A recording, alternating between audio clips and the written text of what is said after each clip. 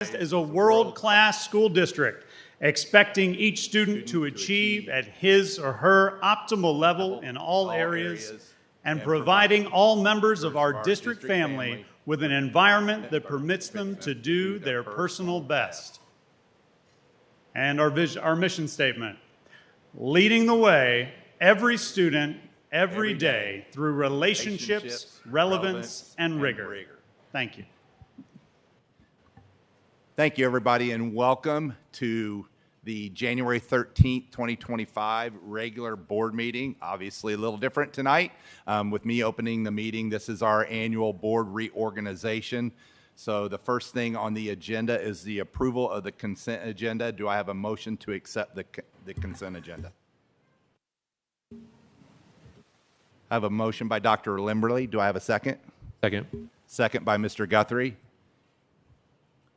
Any questions on the motion? All those in favor?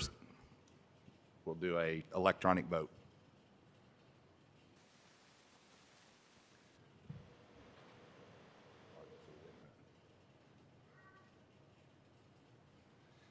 Thank you, and the motion passes 7 in favor, none opposed. All right, the next thing we have on tonight's agenda is the election and appointment of our board officers. The first appointment or first election is for the board chair. Do I have a motion for board chair? I make a motion to nominate Dr. Ashley Wimberly for board chair. I have a motion for Dr. Wimberly by Ms. Bates. Do I have a second? I second that. I have a second by Ms. Annie King. Any discussion on the motion? All those in favor, this is a voice vote. All those in favor signify by saying aye. Aye. Those opposed? And the ayes have it. I will now turn it over to Board Chair Dr. Ashley Wimberly. Thank you, Dr. Robbins. I appreciate it, and thank you to my fellow board members for your vote of support. I appreciate that as well. Moving on, we will now accept nominations for our board vice chair. Do I have a motion? I make a motion to nominate Kelly Bates as vice chair. Okay, thank you, Mr. Guthrie. I have a motion from Ms. Bates. Do I have a second? Okay, I have a second from Ms. Powell. Any discussion or questions? Okay, hearing none, we will vote. All in favor, please signify by raising your hand. Okay, and we have, and any opposed? Are you abstaining, Ms. Farnsworth? Okay, we have 6 in favor, 1 abstention. The motion carries. Congratulations, Ms. Bates. Okay. And then at this time, we will move into our appointments. I would like to proceed with those just because I feel like we are in a very busy place, a very productive place with everything that we have moving and going on in the district at this time. And so I'd like to keep that momentum going. So I'm going to go ahead and make those appointments this evening. I'd first like to ask Ms. Cynthia Powell if she would serve as our board secretary. Okay, thank you very much. I appreciate that. And then next I will move on to our committees.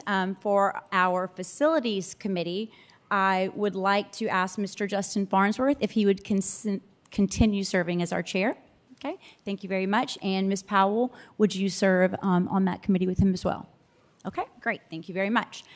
For our finance committee, I would like to ask Mr. Guthrie if he would continue serving as our chair for that. Yes. Okay, thank you. And I'd like to ask our newest board member, Mr. Lee, if he would serve with him on that committee. Okay, great. Thank you very much. Moving to our policy committee, I would like to ask Mrs. Kelly Bates if she would continue serving as our chair for that. Yes. Okay, great. And Mrs. Annie King, would you serve with her on that committee? Yes, ma'am. Okay, excellent. Very well. And then for my final appointment this evening, our DD2 Educational Foundation. This is such a great opportunity for board members to serve on, and so I really do like to rotate this every year because I think they do such excellent and important work across the district, so I think it's nice for board members to have an opportunity to see all that they do and to be a part of that. So this year, I'd like to ask Ms. Bates if she would serve in that role. Yes, I'd be happy to. Thank you. Excellent. Very good.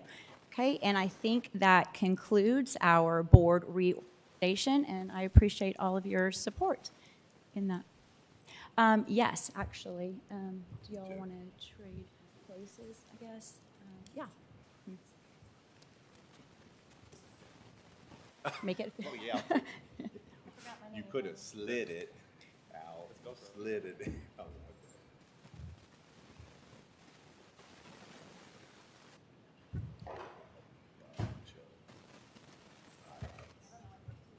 Guess I can.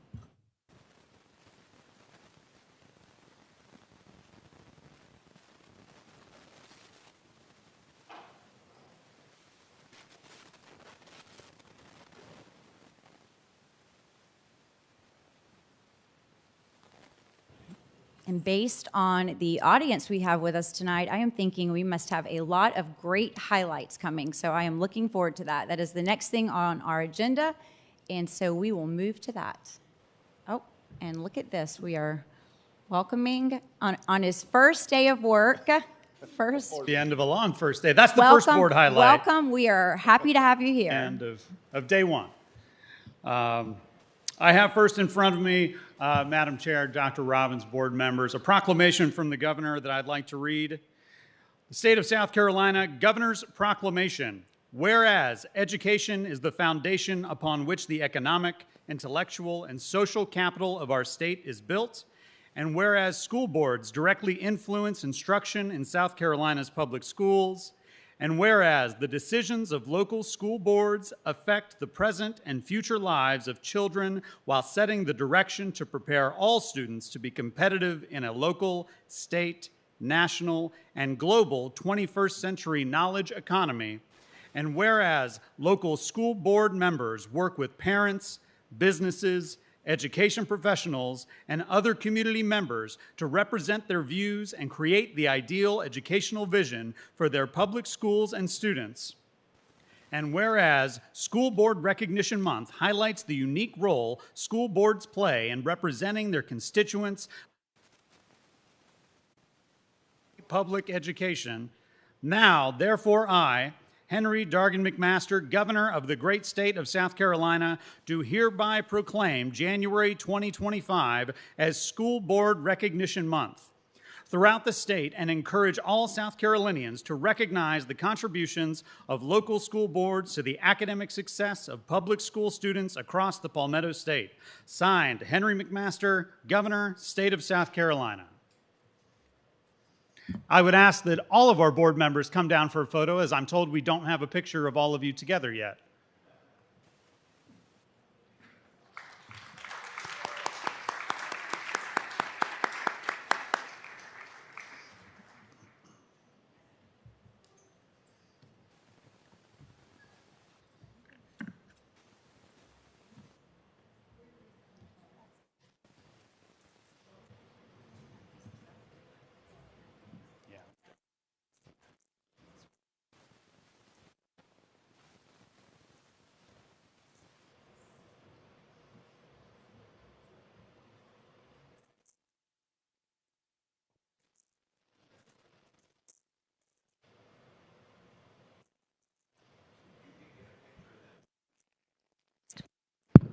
Oh, there we go.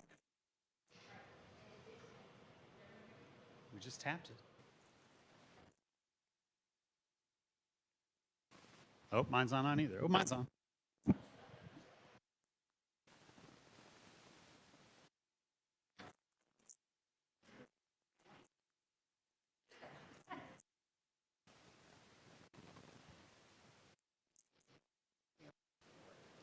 Okay, there we go. Okay, and as part of this, I am also going to read the South Carolina School Board member ethical principles, and then we will all sign this poster representing our plan to follow these ethical principles as we serve. As members of the board, we pledge our efforts to improve public education in our community and will solemnly try to represent the interests of the entire district when making decisions and to rely on available facts and on our judgment rather than on individuals or special interest groups.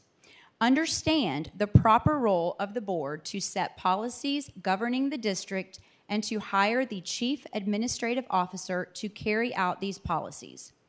Encourage an open exchange of ideas by all board members during the decision-making process. Seek regular communications between the board and students, staff, and all segments of the community. Attend all board meetings to study issues facing the board and to enact policies and official actions only after full discussion at such meetings. Work with other board members in a conscientious and courteous manner, befitting the public trust placed in the position of school board trustee. Communicate concerns and public reaction to board policies and school programs to the superintendent and other board members in a professional manner. Support employment of the persons best qualified for staff positions and to ensure a regular and impartial evaluation of all staff. Avoid conflicts of interest and to refrain from using our board positions for personal or partisan gain. Encourage recognition of the achievements of students and staff and of the involvement of community residents. Support legislation and funding which will improve the educational opportunities and environment for students and staff. Take no individual action which would compromise the integrity of the board or administration and to respect the confidentiality of information that is privileged under the Freedom of Information Act. Study current educational issues and to participate in training programs such as those offered through the South Carolina School Boards Association. And make our district's educational setting the best possible to encourage all students to achieve and to love learning. Okay, and then at this time, I will ask if each of my board members will sign this, and then we will do the photo.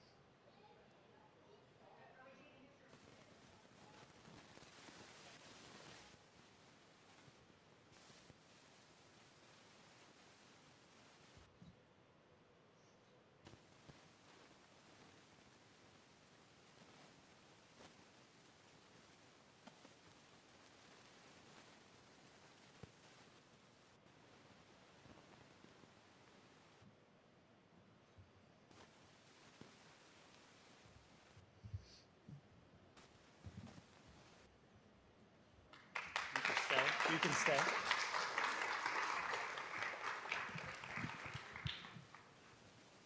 For nearly 70 years, the Coastal Carolina Fair has celebrated creativity and community, showcasing the incredible talent of young artists to more than 300,000 attendees each year. Tonight, we are proud to recognize 34 students from 13 of our schools who have earned Coastal Carolina Fair Youth Art Awards. Their achievements reflect not only their talent and dedication, but also the guidance of our art educators and DD2's longstanding commitment to excellence in arts education. I'm going to call each winner's name by school, so please come forward to receive your certificate and remain in the front so we can take a picture of you as a school. If we have any school arts teachers or admin that are on site, please also come down and get in your school picture. We're going to start with Austin Middle School. Abigail Abercrombie.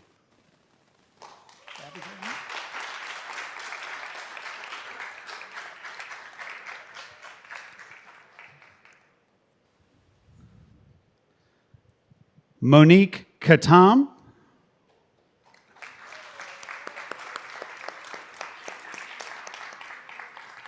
And Dorora Junius.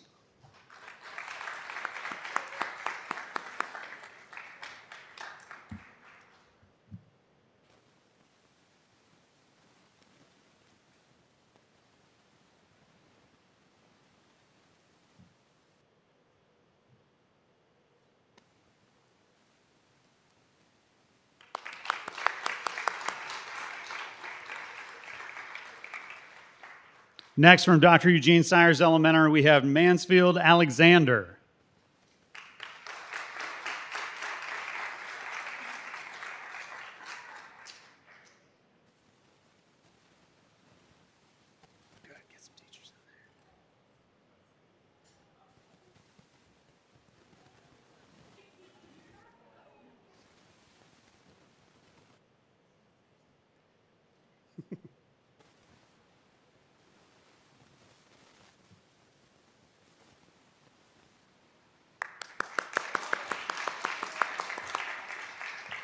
From Fort Dorchester Elementary, Rylan Chapman.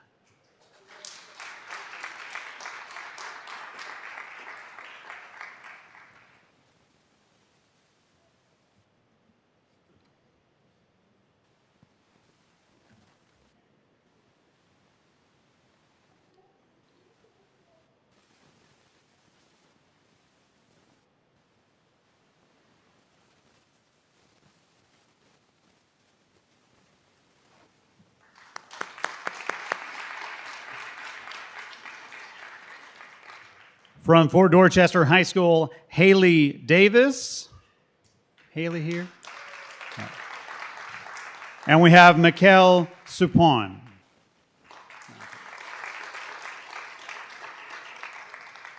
Moving on to Joseph Pye Elementary, Kylie Cooper.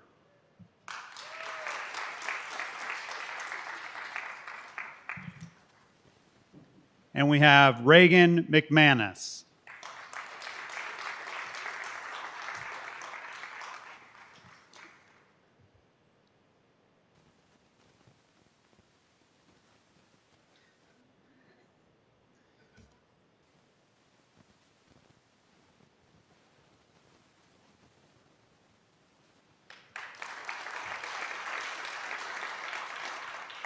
From Knightsville Elementary, we have Sayana Matthews.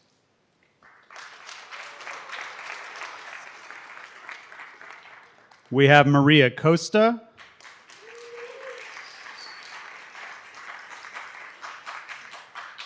And Harper Finney.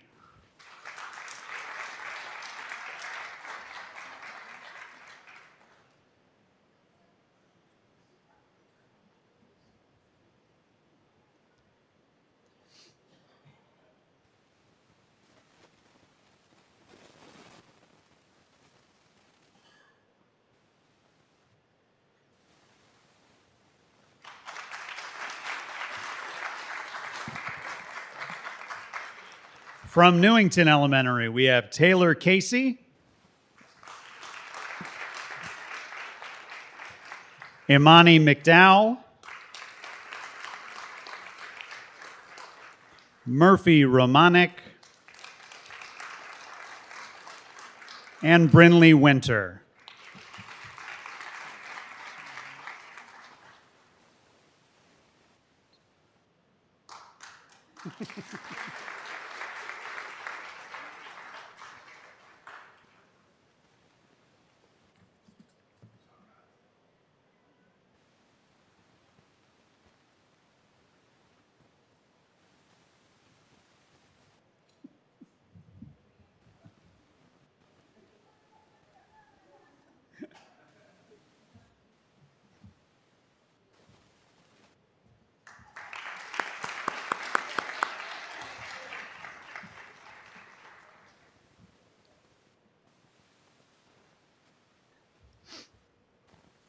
From Oak Brook Elementary, we have Angelica Alcantara Medina.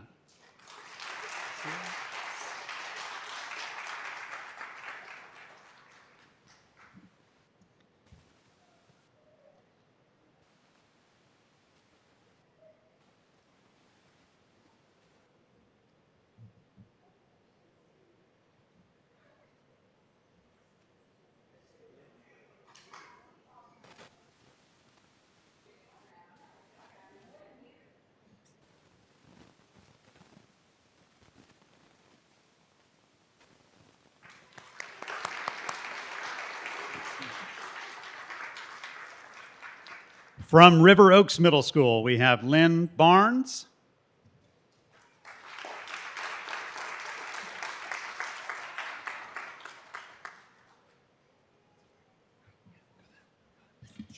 Either way.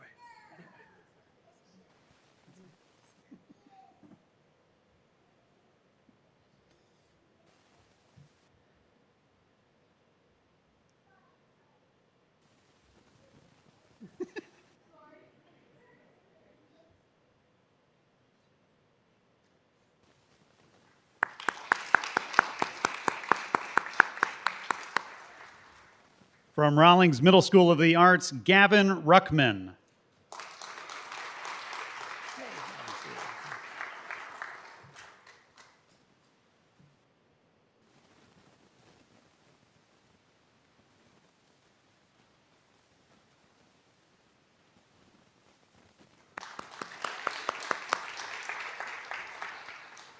From Span Elementary, Tatiana Wallace.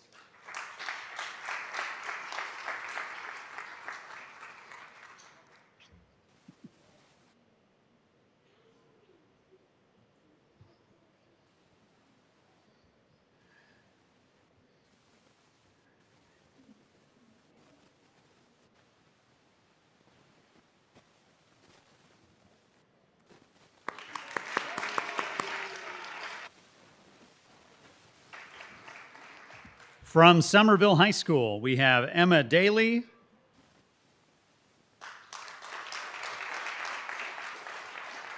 Luke Foster,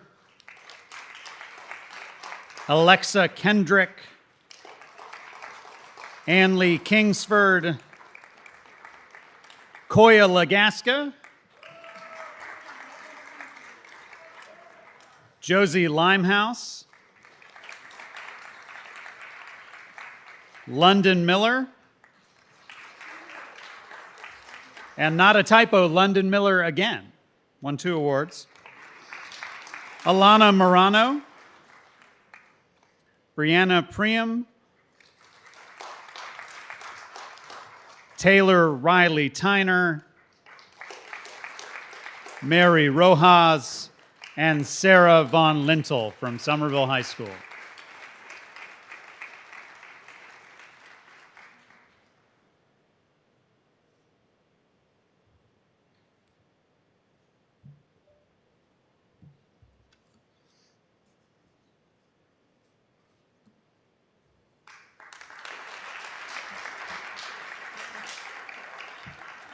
And finally, from William Reeves Elementary, Emma Payne.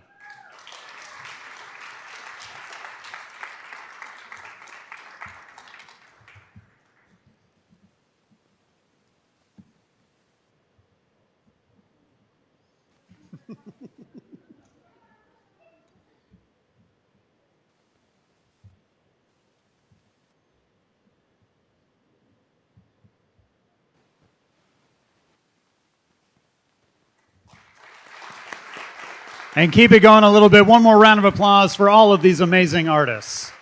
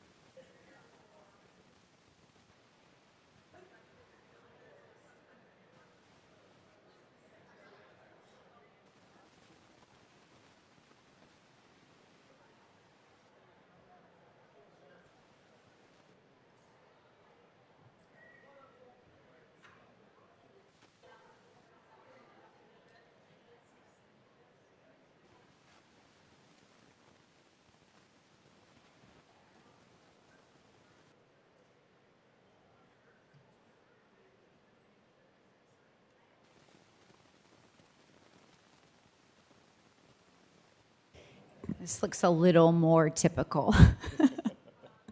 Okay. Lots of artistic talent to celebrate. That's fantastic. Okay. We will now move on to the next item on our agenda, which is our public comments on agenda items. And we have two this evening. The first is Mr. Jason Brockert.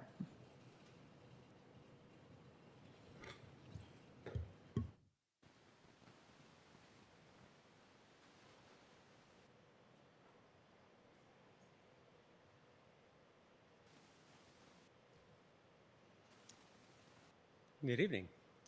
I'm actually reminded again to thank you. It was a few years ago, it was in the COVID days, you know, those dark times, where I'd recommended that we do awards before public comment.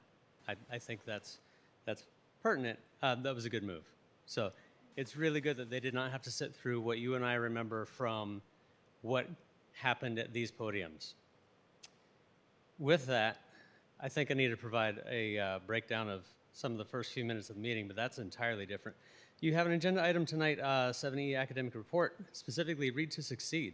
I read through that, and I remember going through it a few years ago. I like the update where there's a specific focus on the K through 5 rather than all K through 12. It reminds me back in 2018 when my son had won several reading awards. In fact, they even had to create a separate award for how many books he read that year. In second grade, he had a Lexile level over 1100. And the courses were very good for this. That got him into GATE classes. That set up years of academic performance. He was mostly a straight A kid. For 6 more years, he had a fond love of reading. I'd like to remind you that it doesn't matter our reading levels when we don't make it through. So the academic performance doesn't matter if you don't make it through. So from that, I'd like to know, over the past few years, I've been at this podium speaking about many, many things. I love celebrating the accolades, I do. But there's an issue. We need to address issues as well. It cannot all be celebration. I'd like to know what has been changed in the schools since I have been at this podium for years about bullying. I'd like to know what you, who have been on this board for a while, have done individually to make anything better on that regard. And to our incoming board members, I also challenge you to do better. I'd like to say that since May of 2021, I happen to count it up, I have 107 emails to Joe Pye, Mrs. Robbins. I've been doing this for a while. 107 emails with valid points with no response. Or, to be fair, with a response where I had a further question, which was then not answered. I've been up here and been active. I don't see the change for the things that need to be addressed.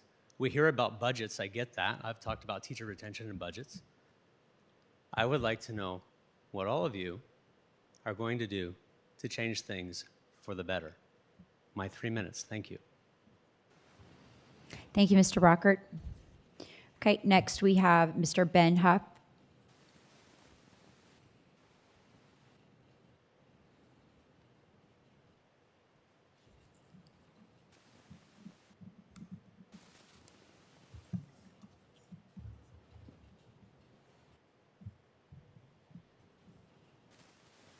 Greetings, board members. I'm here to address item 6C on the agenda in regards to school facilities. The facility I wish to directly speak to are the tennis courts at Somerville High School. At the school board meeting I previously attended, Superintendent Robbins promised the new tennis courts would be ready for the ladies next season, which begins the first week in August. Over most of the past 20 years, the Somerville High School courts have been in poor condition. The courts were unusable for matches 4 of the last 5 years. As excited as we are about new tennis courts, many are concerned the same mistakes in building the old Somerville courts, as well as more recently constructed tennis courts within our school district, will be repeated. Our first concern is the layout. The old courts were laid out in a long line with viewing only possible along the western baseline through a fence. A better design would be 2 courts on either side of a viewing gallery, similar to the layout at Berkeley High School, Ashley Ridge, and West Ashley, which has lower fencing along the sideline, or Berkeley, as an example, which has lower fencing along the sideline, and that would be the best option of the 3. I brought a schematic to show the board what this looks like. It is important the courts are also turned properly to avoid looking directly into the sun during matches. Somerville's courts are currently positioned improperly east to west. In closing, Somerville tennis players and supporters, or actually let me back up just a second, may I suggest posting the new court schematic to allow the public comment on the new design, and that way potential problems can be avoided before construction begins. In closing, Somerville tennis players and supporters want the new court to reflect the high level players and coaches put into the tennis program. The Somerville boys team recently made it to the state championship, and the girls team reached the 3rd round of playoffs this season, losing to the eventual state champions. It is our hope that when the tennis complex is completed, Somerville tennis players can walk onto the courts with their racket heads held high. Thank you for your attention in this matter, and I would like to give the schematics that I brought to Justin, who is, I know, our facilities chairman. I brought 3 copies, and I'll just hand all 3 to you, Justin, and then if you want to hand extra copies to whoever, that'd be great. Thank you for your time. Thank you very much.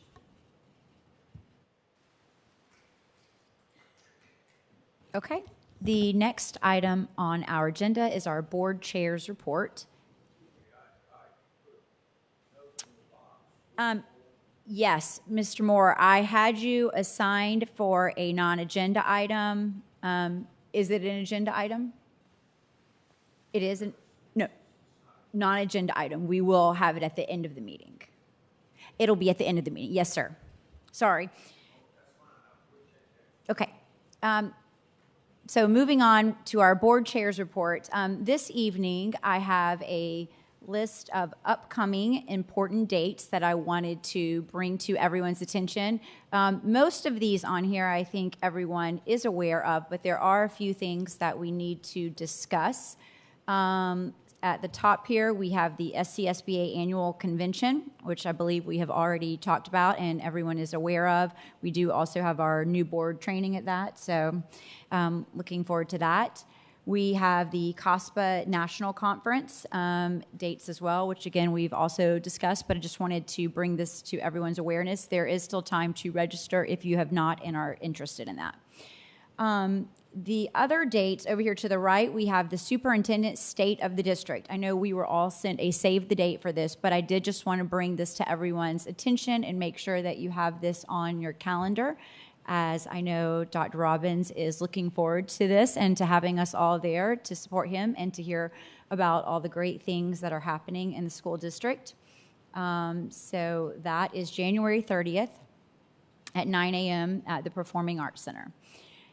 All right, and then something new that we are planning this year that we discussed at our last board advance and when we made our goals for this year is to have public town halls. We've gone ahead and scheduled those dates for the year. I worked with Dr. Robbins to make sure that these would work for his team as well so that we could have the board as well as him and his leadership there. And so our first one is scheduled for January 24th at 5:30. And that will be here at the district office.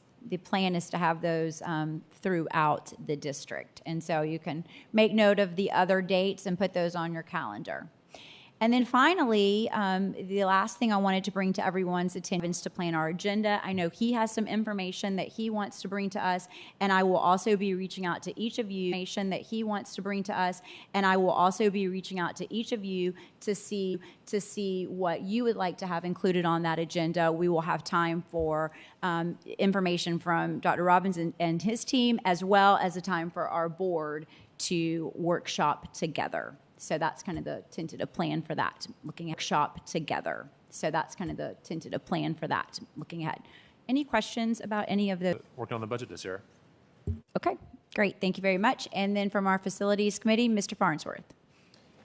Yep, appreciate the time. The Facilities Committee met prior to the meeting this evening, a productive meeting, as we mentioned several months ago, as we move into bond referendum and capital improvements projects. Specifically, our Facilities Committee meetings will primarily be used for those projects. And so tonight we got an update on the ponds property. And so I think we were all excited to hear that is closer, that is getting much closer to fruition and shovels in the ground. So I'm anxious to get that continued movement there, as well as additional referendum projects throughout the district moving forward. So again, just want to say thank you to the district, Mr. Souls, Mr. Smith, everybody that's involved in those meetings. Again, what Ms. Bates is saying is correct. We will meet on the, I guess that's the second Monday prior to our board meetings is the intent that we'll meet for facilities.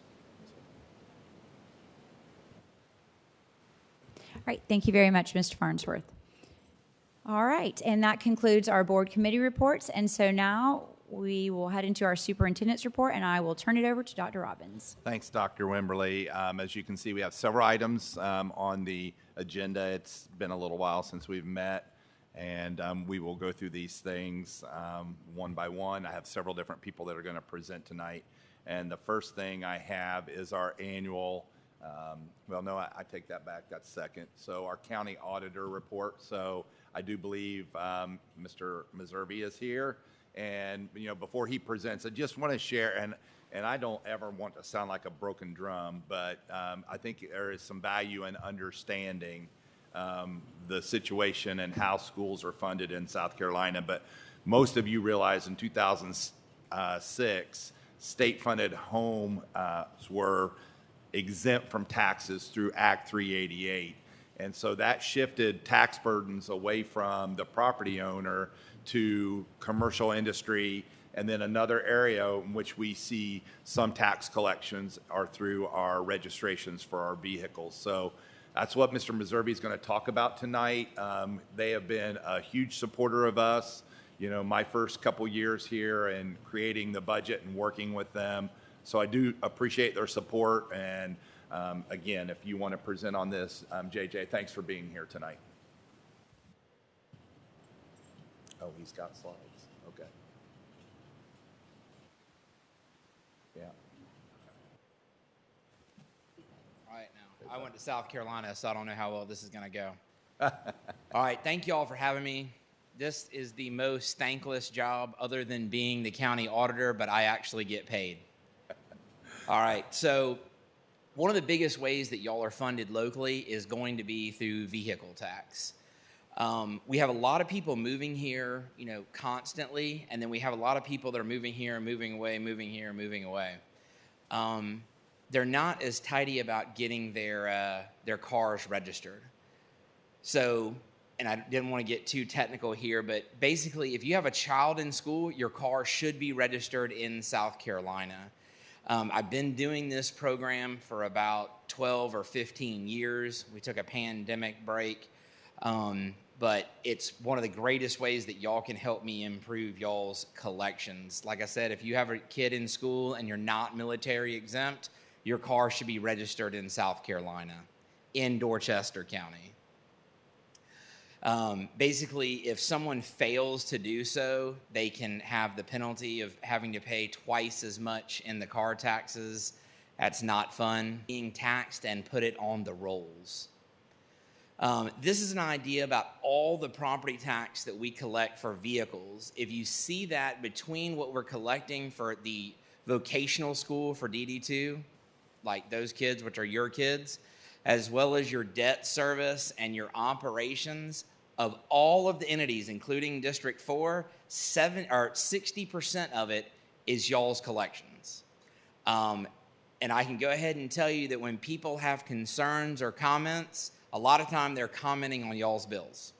And they're coming to me, and I'm a big defender of what y'all are doing here. I have 2 kids in the district. I was in the district, and I think y'all are doing, well, I don't know about y'all. The schools are doing a great job. Thanks, JJ. So right now, just for operations, y'all are collecting over $15 million in vehicle taxes.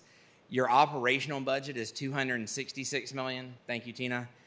And the percentage of the budget is 5.8%. So that means 5.8% of every teacher's salary comes from vehicle property tax collections, which for a $50,000 a year teacher, that's $2,912.26. That's a lot. How the program works is we're going to notify the schools at least 24 hours in advance before we come. We typically will notify 5 or 6 schools at one time. We'll always copy the superintendent as well as Ms. Meunier.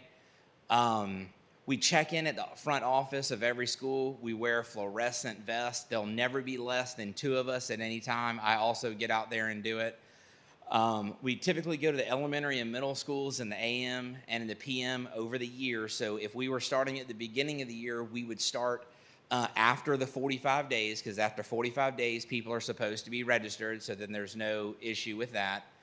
And then we'll, do 1 in the AM, 1 in the PM throughout the year. We do the high schools in the afternoon, go through the students' parking lot. We run all these through the NCIC that then tells us who the owners of the vehicles are. We then contact the attendance office at every school, and we are not worried about the children. We're just trying to tie the adult to an address. Because if your car is registered out of state, more than likely we don't have a local address. We also go through neighborhoods. And we go through neighborhoods, we obviously have an address to send a letter to. And then LexisNexis and these different sources then tell us, how long you've lived there. And then we start this whole process that the statute requires as far as the letters that we send. And over the many years, most of the people just register their car. One of the big things is like, as Dr. Robbins mentioned, nobody that's... JJ, can I add something on that? Yes, sir. So 2 things. When they're deemed to not be legal residents or that's not their primary home, 1, that affects the schools because they aren't supposed to be attending our schools. And number 2, it also changes their tax bracket if they're occupying a home that's a second home. Is that correct? So Yes, it goes sir. from 4% to 8%. Well, and what typically, it goes from 4 to 6. Or 6, But what is typically happening in those instances is that once the people get the back bills for the 6% to 4, they're finding the Lord and coming in and registering their cars. But beforehand, we weren't receiving any of that revenue. So yes, sir, it is a big difference because at 4%, you literally get nothing as far as operations are concerned. And I forget what the numbers are, but it's like around $2,000, someone can fact check me, on what it costs to put a kid through school in local taxes. So like I have 2 kids in school. I have 1 car. I'm paying about $300, $400 a year in school operations taxes. If each kid is $2,000, even though I'm in compliance, I'm at a $3,600 deficit to y'all each year. But that's what the law says. Some of the outliers that we always want to take care of is that if people are military and they're active duty military and they are claiming another state on their LES, because we have a lot of them that will come in and they'll be exempt locally, but they just provide us a copy of their LES and then we take them off. The direction from Joint Base Charleston for many years has been that they are to send the LES in and that the program we're doing is what we need to be doing. As part of this too, because we go to neighborhoods, we will do press about this. If I register 1 car because of us going out, we'll register, and I'm making this up, but you'll get the point. We'll register 10 cars from people just not wanting to get the letter. They've been putting it off and what have you, and we for months will have a line out the door of people like, I don't want to get that letter. We also try to educate the public on what we're doing and why we're doing it. That's part of what we're doing here. And then, like I said, the press and working with y'all, like the impact will be much greater. What I need from y'all is I need the board to okay administration to work with the auditor's office. And I need administration to communicate and convey with the schools and the auditor's office to understand the scope and expectations of each school. And then I need buy-in from each school administration and attendance secretary to confirm verification as prescribed by state statutes. Overall, and we've had a break of doing this pandemic and then a bunch of other different things. But anyways, we have had unbelievable buy-in. I'm sure there's some veterans with the school district. Some of the school board members have been privy to this as well. And honestly, at the end of the day, I'm doing this for DD2. My entire staff buys into it. We're out there at 6 o'clock in the morning, and then they go to work and work their regular schedule. We then listen to all of the complaining and what have you about, this and that. But this is my best way to help y'all. And it's my office's best way, and it's the county's best way. We also, and Ms. Mounier has been part of this as well, and a big, important part of it. We also have been partnering with the school district for about 14 years on legal residence audits that we have taken on that has, over the years, brought in millions of dollars to DD2. And y'all have just been a fantastic partner. But I'll take any questions, and if I don't know the answer, I'll make it up. Go back to the one slide. Did I understand correctly? It's the school district's responsibility to verify residents? No, sir. Okay, I must have missed that. Yeah, and honestly, they threw this presentation together. Which one was it? Keep going back. The issue for the taxpayers that they had to certify residency through the school. What does that mean? They had to certify. Oh. In order to go to public school in South Carolina, you must declare that you are a resident of South Carolina. That's why y'all get bills and whatever else, utility bills. You are certifying that you are a resident of South Carolina. That's what brings them in conflict with this, is they have certified to y'all that they are a resident. That is the only way you will permit them to come to the school. So it is an open shut. I'm not a resident. Do you have a kid in school? Yes. Did you certify to the school that you were a resident? Yes. You're a resident. Well, I just want to say, when I was in the classroom, I actually saw some of you all out there looking at the cars. So apparently it's very effective. And I just want to say thank you for doing it. It's all about making sure we have the resources as much as possible in order to educate our kids. I have to pay, so everyone else, and I don't have children in school, but I'm still paying taxes of some kind. So it's no more than right that those that have children in school at least do their fair share when it comes to that. So thank you so much for the sacrifices that you all are making. I love to fight with people. Any other questions? No, Y'all didn't make me make up anything. I either. actually just want to say the same thing. We really appreciate it. It sounds to me like it's extra work for your office, getting out there early and being there late in the afternoon. So we appreciate that work, but we also just appreciate the partnership and your willingness to support our school district and our schools and our students. And I think these kind of partnerships are A little light reading tonight so you can get all of the details that she's going to tell you about right now. Emily?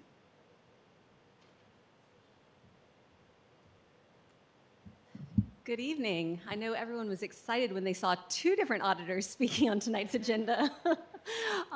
Again, my name is Emily Sobchak. I'm with Green Finney Colley, and I oversaw the district's financial statement audit for the year ended June 30th, 2024, and so I'm here this evening to present those results.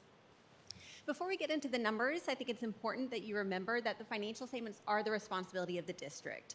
And so it's important that you have good policies and procedures in place that properly address the risks of misstatements in that financial information. Because of course that's important at year end for our audit purposes, but it's also important as you're making strategic decisions on behalf of the district throughout the year. Our responsibility as your auditor is to audit the financial information provided and issue an opinion based on our audit. we issued an unmodified opinion this year.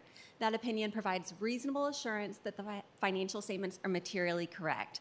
So important to note there, we're providing reasonable assurance, which is a high level of assurance, but it's not absolute. And we're also using materiality in determining our audit procedures. So now we'll look at your general fund results. You had an increase in your total fund balance of $5.3 million, bringing fund balance to $70.2 million as of June 30th.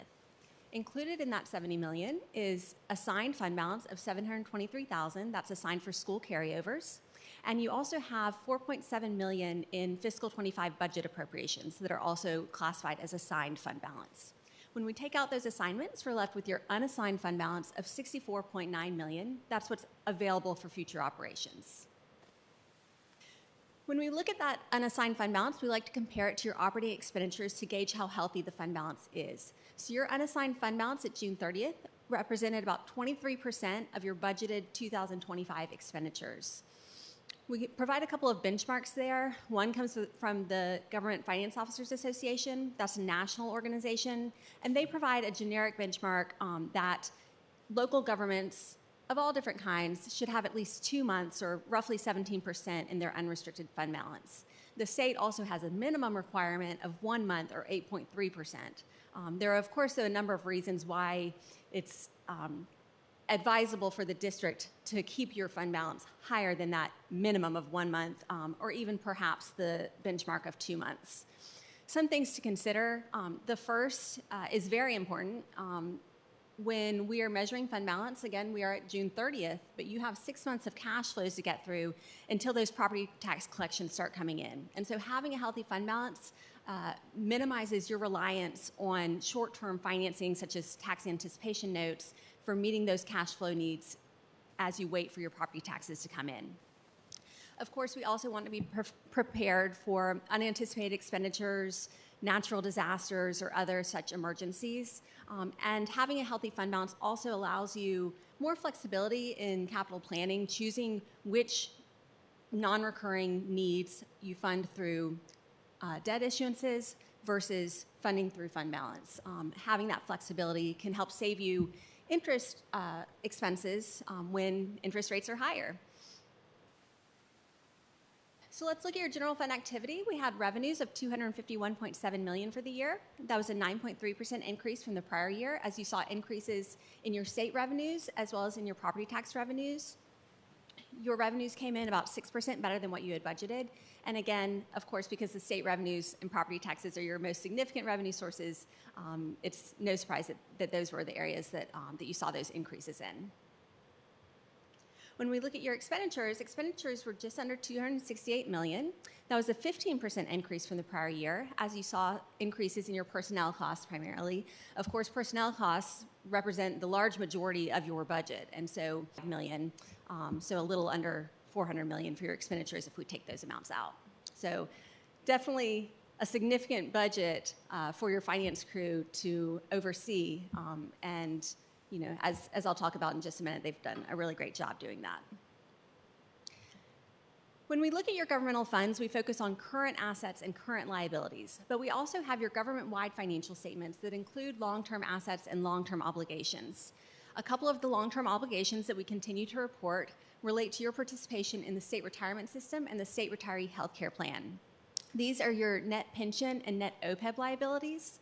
These liabilities are not direct liabilities of the district. Rather, they represent your proportionate share of the total unfunded actuarial liabilities of the plans. And so while they are significant, the net pension liability was right under $280 million, net OPEB liability around $190 million. Like I said, they are not direct liabilities of the district, so you're not expected to write a check to pay those off like you would other liabilities. Rather, what you are expected to do is pay the employer contribution rates at the rates mandated by the state. And those rates are significant. They have been increasing over the past over 10 years now. We reached a rate of 18.5% for fiscal 24. That was up 1% from the prior year for the state retirement system. The good news is that there are currently no planned future increases in place, and so we held it that 18.5% for fiscal 25. However, I'm not quite sure that's very good news, since that rate is very significant and does have a direct impact on your operating budget and cash flows. And so now that we're getting into budget season, it's just very important that when you are considering your personnel costs, that you're making sure to capture all those fringe benefits in addition to your salaries, because like I said, they do have a significant impact on your budget. Now we'll look at your long-term assets. You have total capital assets of $407 million at June 30th. That was an increase of just under $12 million compared to the prior year, as your additions of $30 million exceeded your depreciation expense. Looking next at your more typical long-term obligations, your long-term debt, it totaled $277.3 million at June 30th. That was a decrease from the prior year of about $30 million. That decrease was primarily due to your principal payments made during the year. I do note also that you did issue several bond issuances during the year. Some of those were to refund previously issued debt to achieve some cost savings. The refunded bonds will save you a little over $10 million over the remaining life of those bonds, and so always love to see that. We did have principal payments of $23.4 million, and we report compensated absences of $8.1 million. That is your earned but unused vacation leave as of June 30th.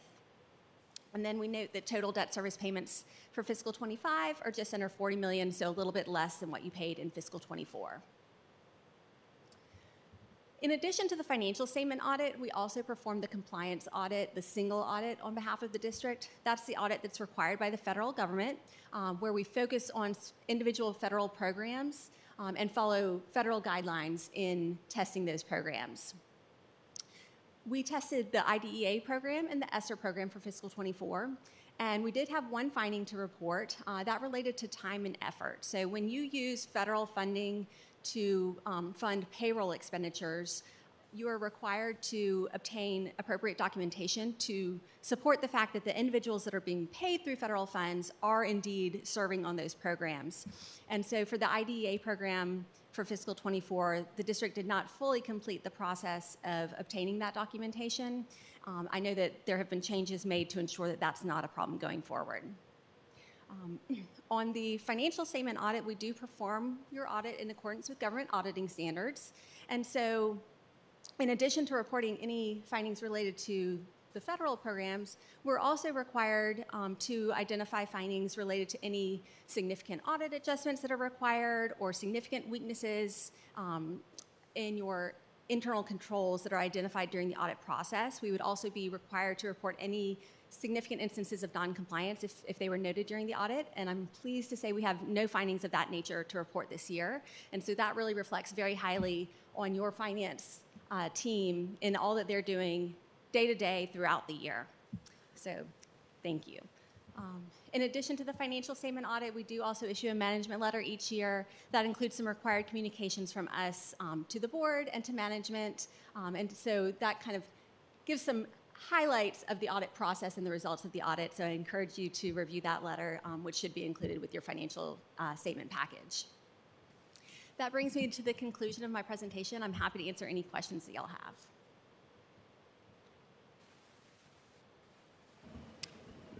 Yes, first and foremost, thank you guys for the work, for you as well as our financial office. I don't know that folks really understand the workload that our financial office, Tina and her entire team, have to go through for this audit. It's very extensive, very exhaustive, and so very appreciative.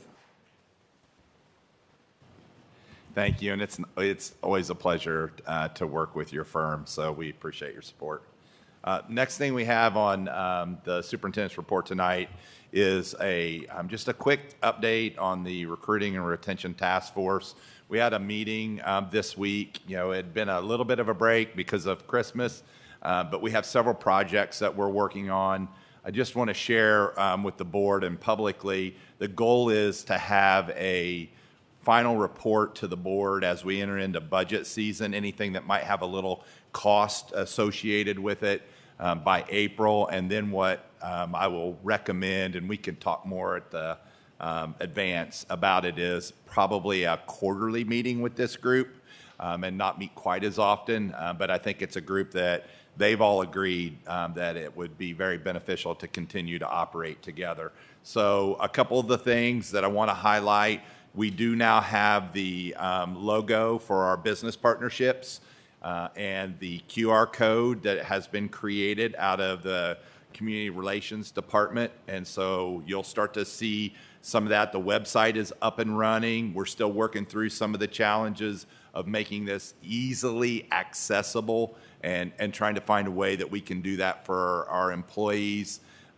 In the professional development focus group, we have talked about a targeted academy approach for our employees so they can sign up. And again, one of the challenges out of the PD focus group has been that our employees now, through our PLCs, really receive about all the training that they need for license renewal. So one of the things we're talking about is, are there ways we can compensate them to provide the PD internally amongst the district staff? And so we do some of those things already, but we're trying to formalize that more for people to apply and be a part of that process. The work-life balance focus group is one that I'm spearheading. The main project with that one is childcare for our employees and how we can pilot that. Most of you remember that we had looked at Gavans as a location to pilot the childcare. We are now working on another location, and I won't say it out loud, Ms. Ball, but I've talked to her and a couple other folks about another location that we think will be able to pilot childcare. There's going to have to be an application process because we can't do this for every single employee. So that's part of the work right now that's ongoing, is what's the application process going to look like? How do you qualify, and how do we make those decisions? Again, a big part of this will be based on DSS and DHEC guidelines on the ratios. We are working with two groups, the Boys and Girls Club of America and the YMCA, who have met with us to possibly provide employees, and they have those credentials already in place. Will make it a little bit easier. And the final piece is our mentoring and support programs. Again, just trying to make sure that we are synchronized with this and we provide the time necessary for our employees when they come in and they have the ongoing support. So paying mentors is one of the things that we have discussed. So again, kind of getting our feet back wet, this week, working with the committee. We meet monthly, and we'll have more to follow up as we get closer to budget season and closer to April to present you all with a final report. But I'm happy to answer any questions. Okay. All right, the next thing I have tonight then is our finance report. The finance report, is usually the second meeting of the month. So this one is about our 8% spend authority, and it's really time sensitive for our device renewals. And so I'll turn it over to Mr. Doherty and Ms. Meunier to give you an update on that and answer any questions, because this will require board approval. Yes, thank you, board members. Again, hello. We uploaded the capital project listing for the fall 2024 8% funding. The top section in the peach color is what was already previously approved. That was the capital projects for the various schools and the projects that y'all have already approved of that 12 million. So we had an additional 8.8 million.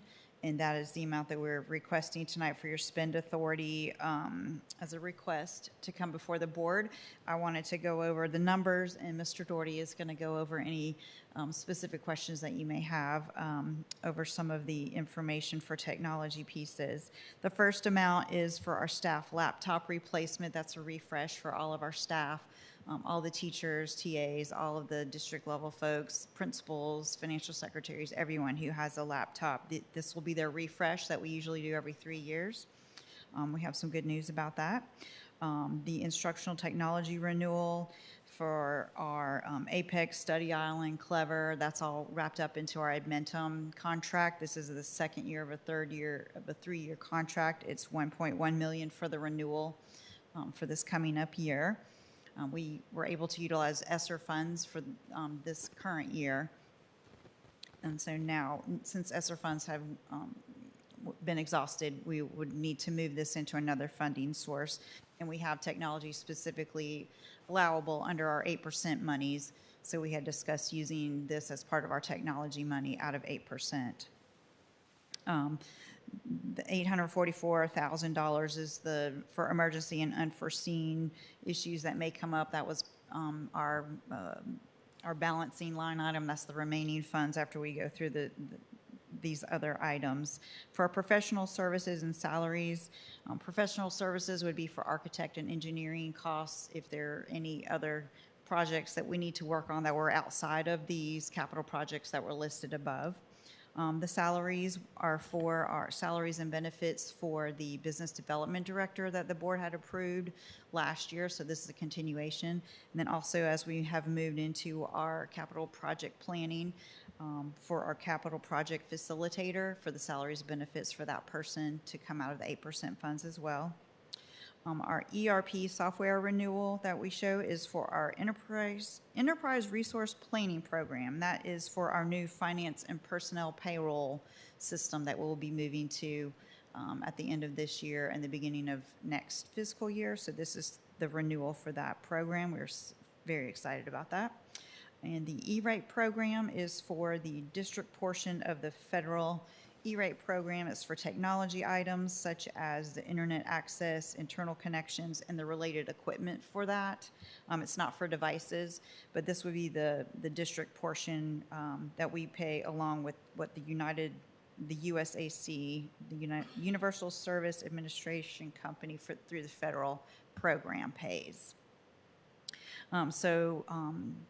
After you talk with Mr. Doherty with any questions that you may have, our request is to get the additional spend authority. We have already received these funds. Y'all voted on us to be part of the SCAGO program back in the fall.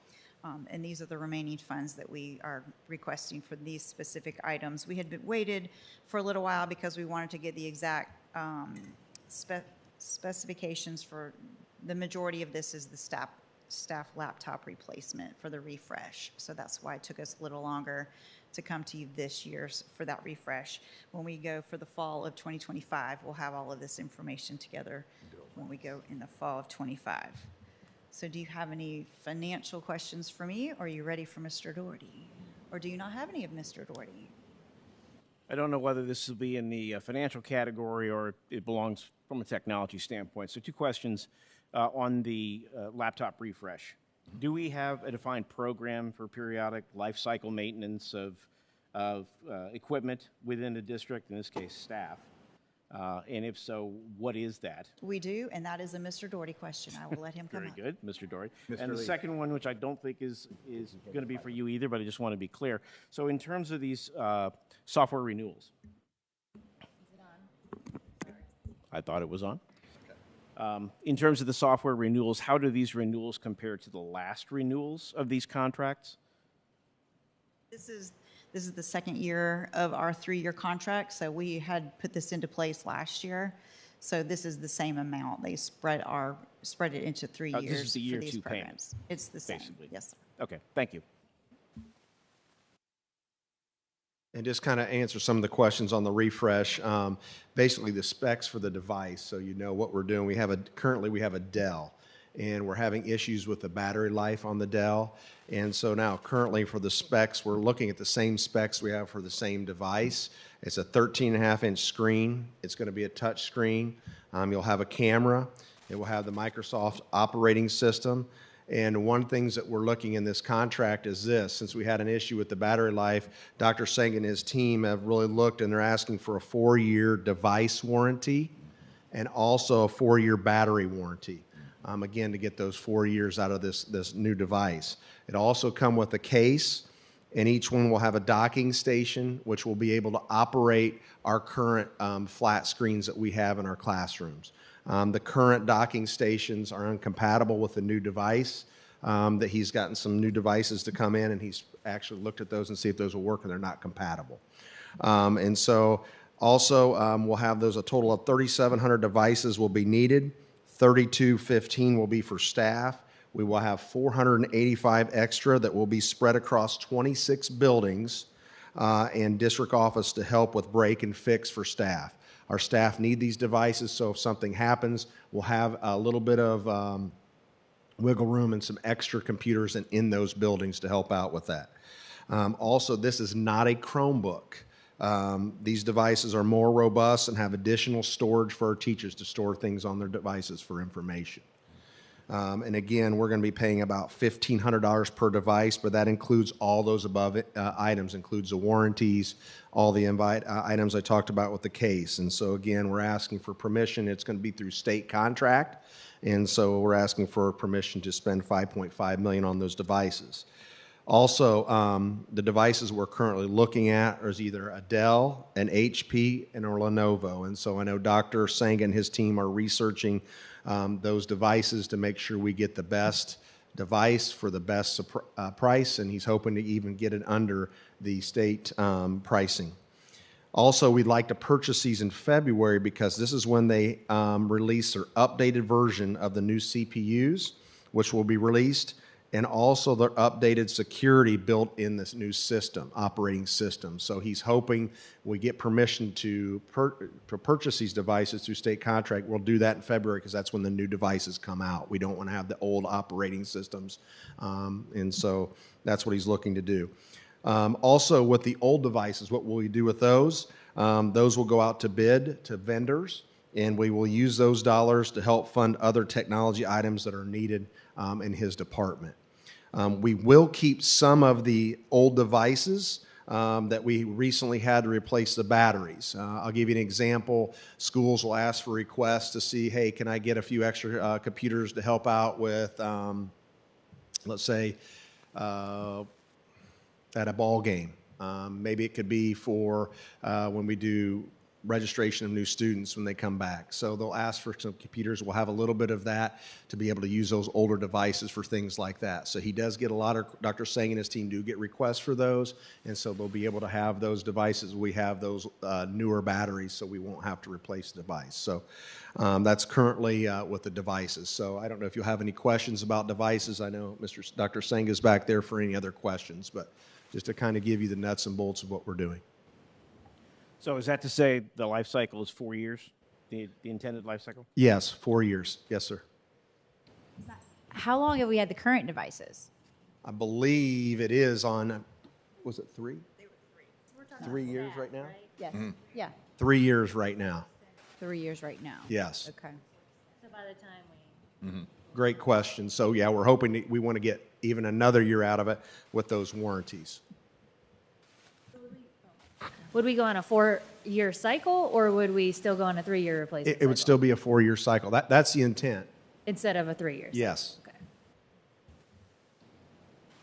And I know in the past we've done, I guess primarily for the student side of it, but we've done some focus groups where we've had, because you mentioned looking at different models of laptops, having those different models and then having either students or staff sit down with them and give feedback. Are we planning to do any of that? We did not. The only thing we were planning on doing is take it with our PDCs to look at our professional development coaches to look at that. Since they are the same specs on those devices, we figured, again, it's going to have a touch screen, 3.5-inch screen.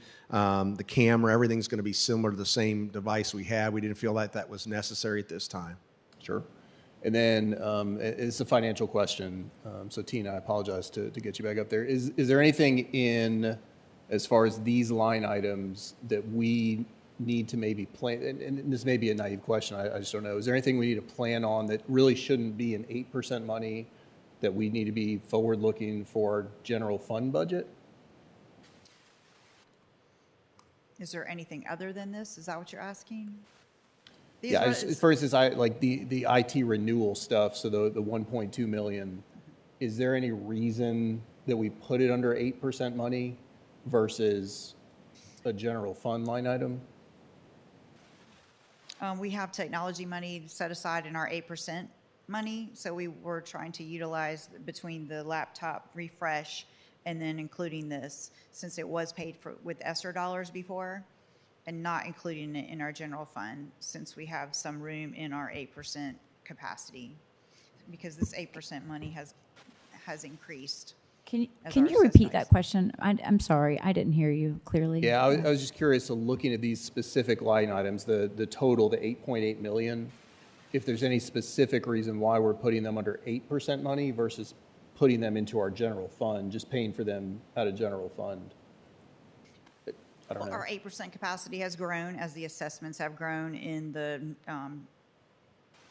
tax base. So we have been able, so our funds have been increased over the years. We have been able to pay for some of these items out of ESSER dollars. So the only two items that are new this time for the 8% would be the instructional technology renewal and the ERP software renewal. ERP is the new program that y'all voted on that we were able to move to for our finance and personnel payroll software. I had a question for that. Is that good for, how often does that need to be renewed? Annually. Annually, okay. So, yes. Thank you. So I want to answer, I think, Mr. Farnsworth's question on that. We try to put as much into CPF and into our 8% and keep it out of the general fund so that we can adjust salaries. The more that we put in that would otherwise be able to be paid somewhere else is just that less of flexibility we have when we go to increase salaries every year. So that's the big thing, is trying to create a strong enough buffer in your general fund with other areas. Yeah, I'm not saying not to do it that way. I'm just, I think the trade-off is there's some interest rate that we're paying on that. Interest rate on there's interest that we're paying on this 8% money. So, that's the balance. This is our short-term 8% money that we get, so we pay it off every year. So Okay, it's so not there is long-term. no interest. Yeah, so perfect. It's not long-term. And then and this may be an offline item, but since we're talking about technology, I'm getting a lot more feedback specifically from the CAPE programs, looking at different device requirements, specifically on, I think when you start looking at the design and different programmatic needs for possibly Apple computers. And so again, that can be an offline discussion, but I'm happy to broach that subject. My concern is that we're putting our students at a disadvantage and I understand the funding issues, I understand the ongoing funding issues, I understand there's a lot of pieces to that puzzle, but if we're talking about this level of spend, is there anything we can do to make that better for our students? I would say that's probably a discussion, a different discussion versus just a quick response to. Long and short, yes and no. And a lot of it has to do with the management piece of all of this. But we have been in discussions with Mr. Walsh. I don't know if he's still here tonight, but he was here with him and his team on some of those things. It would be a very spot-specific programs to do that. But what we have found is a lot of the Microsoft programs and some of these CAPE programs will do the same thing, but not all programs. So we're working through some of those challenges. We can definitely give you some more information, bring that to the board in the upcoming future. Perfect. Happy Thank to you. do that. If I could ask a follow-up, and forgive me, I deal with renewals and contracts in my regular life. So do I understand these are actually not renewals? This is the next year's required payment. We've already signed a contract for multiple years. This is the next year's payment. Or is this an actual software renewal where if we wanted to, we could potentially renegotiate or talk about whether or not we're getting the value from this software and anything that the suppliers of those software might want to contribute or to help us? I'm not aware. I think I can answer that question. It's an actual 3-year contract, and the reason I say that is, yes, we have to have authorization to pay it every year, but it was a 3-year contract at a set price by doing, obviously. So you're just dealing with the idiosyncrasies of somebody who uses jargon from an entirely different industry. So yeah, we got a 3-year rate by doing a 3-year contract versus a year-to-year contract with them. Are you referring to the ERP software renewal or the instructional technology renewal? Which one are you talking about? The instructional technology renewal. Okay, so what year are we on? 2. It'll be for year 2. So we're paying for year 2? Yeah. Okay. Yeah. We won't pay it until the fall, but but this is for, so that we will have it authorized so that we didn't have to include it in general fund budget for next year. Okay. Yeah, we're in the first year of ERP transition Okay. this year. Okay. So we have 2 years left with the current instructional technology.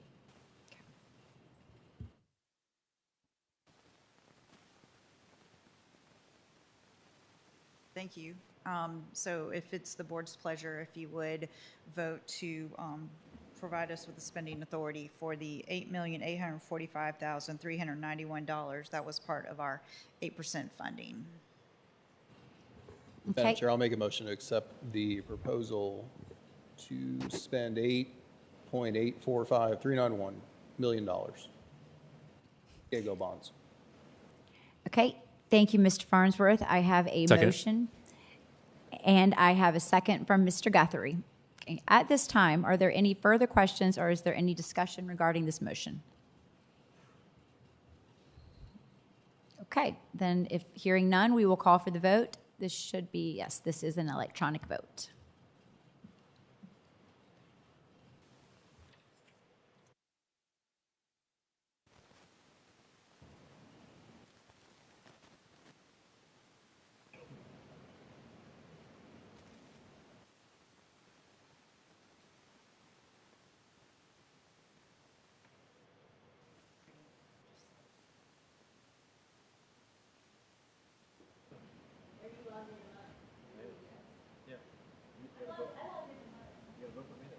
Okay, and the motion carries 7 in favor.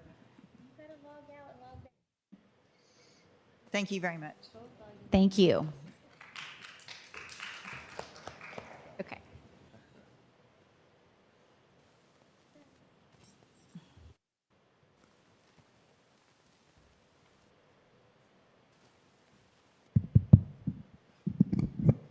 I know you're probably wondering, what am I doing walking down here? And I don't rarely do this.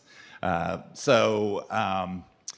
in October, I nominated our board for the Patriot Award through ESGR, which is Employer Support of the Guard and Reserve. Most of you know, well, all of you know, that I was an active drilling member of the Army Reserve, and I really, really wanted to have this award presented to you in December because I retired as a colonel from the Army Reserve on December 8th, had my change of command ceremony, and it was, thank you. And I was just excited to maybe be able to do that and synchronize it together. It didn't work out, but I do have Don Trottola from the Department of Defense. He's the chairman emeritus of the ESGR. I know I've got Miss Troy here, who retired from the Army Reserve. I've got Brian Bohannon here, who's an active drilling reservist. And what I want to tell you as he comes up here is, on behalf of all the military folks in our school district, thank you. It was not easy. There were a couple times in my short tenure here where I had to be gone. I was in New Mexico, I was in Virginia, and not once did any of you ever question whether I couldn't be here and I wasn't on ground. And this last year, I was commanding a hospital center, and it was really difficult going to Boston once a month. And you guys were nothing short of amazing and supportive of my career. But after 37 years, it was time to say I've done my tour of duty and my service. But Don, if you want to come up here and say a few words, and I would love to get a photo op with our board. And thank you for being here tonight. My pleasure. All right, good evening, everyone. I'm Don Trottola, Chair Emeritus for the Department of Defense, Employee Support of the Guard and Reserve. ESGR was created back in 1972. Why? Well, the Vietnam War ended, the draft ended. So the Department of Defense said there has to be some mechanism in supporting what we're going to call an all-volunteer armed forces. And that's exactly what happened. So that think tank was way ahead of the curve, not realizing that today over 52% of our military that's fighting the global war on terrorism is the Guard and Reserve.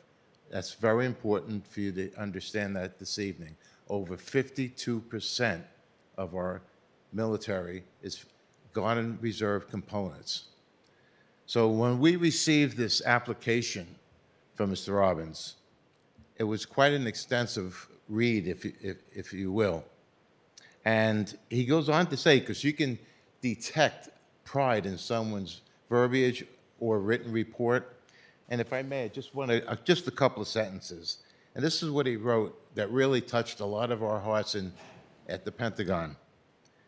Dorchester School District number 2 has a large military community, including active duty parents as well as a large number of Guard and Reserve components. Dorchester School District number 2 is one of 6 proud Purple Star districts in the state of South Carolina. Wow, that is amazing. And I think that should deserve an applause right now.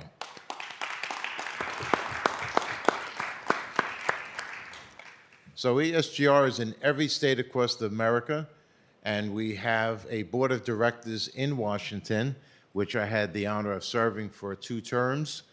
And I decided to move to South Carolina because this is where my roots began back in Vietnam when I was actually at Fort Jackson, South Carolina in 1972. I hate to admit that.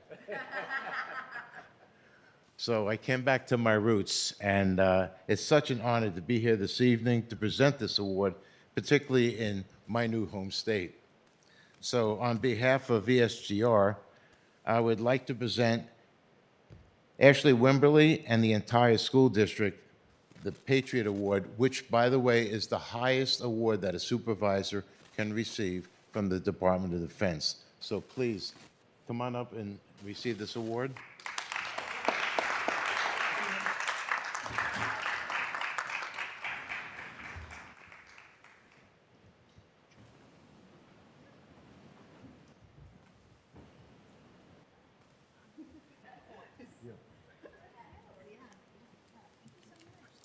My pleasure. My pleasure.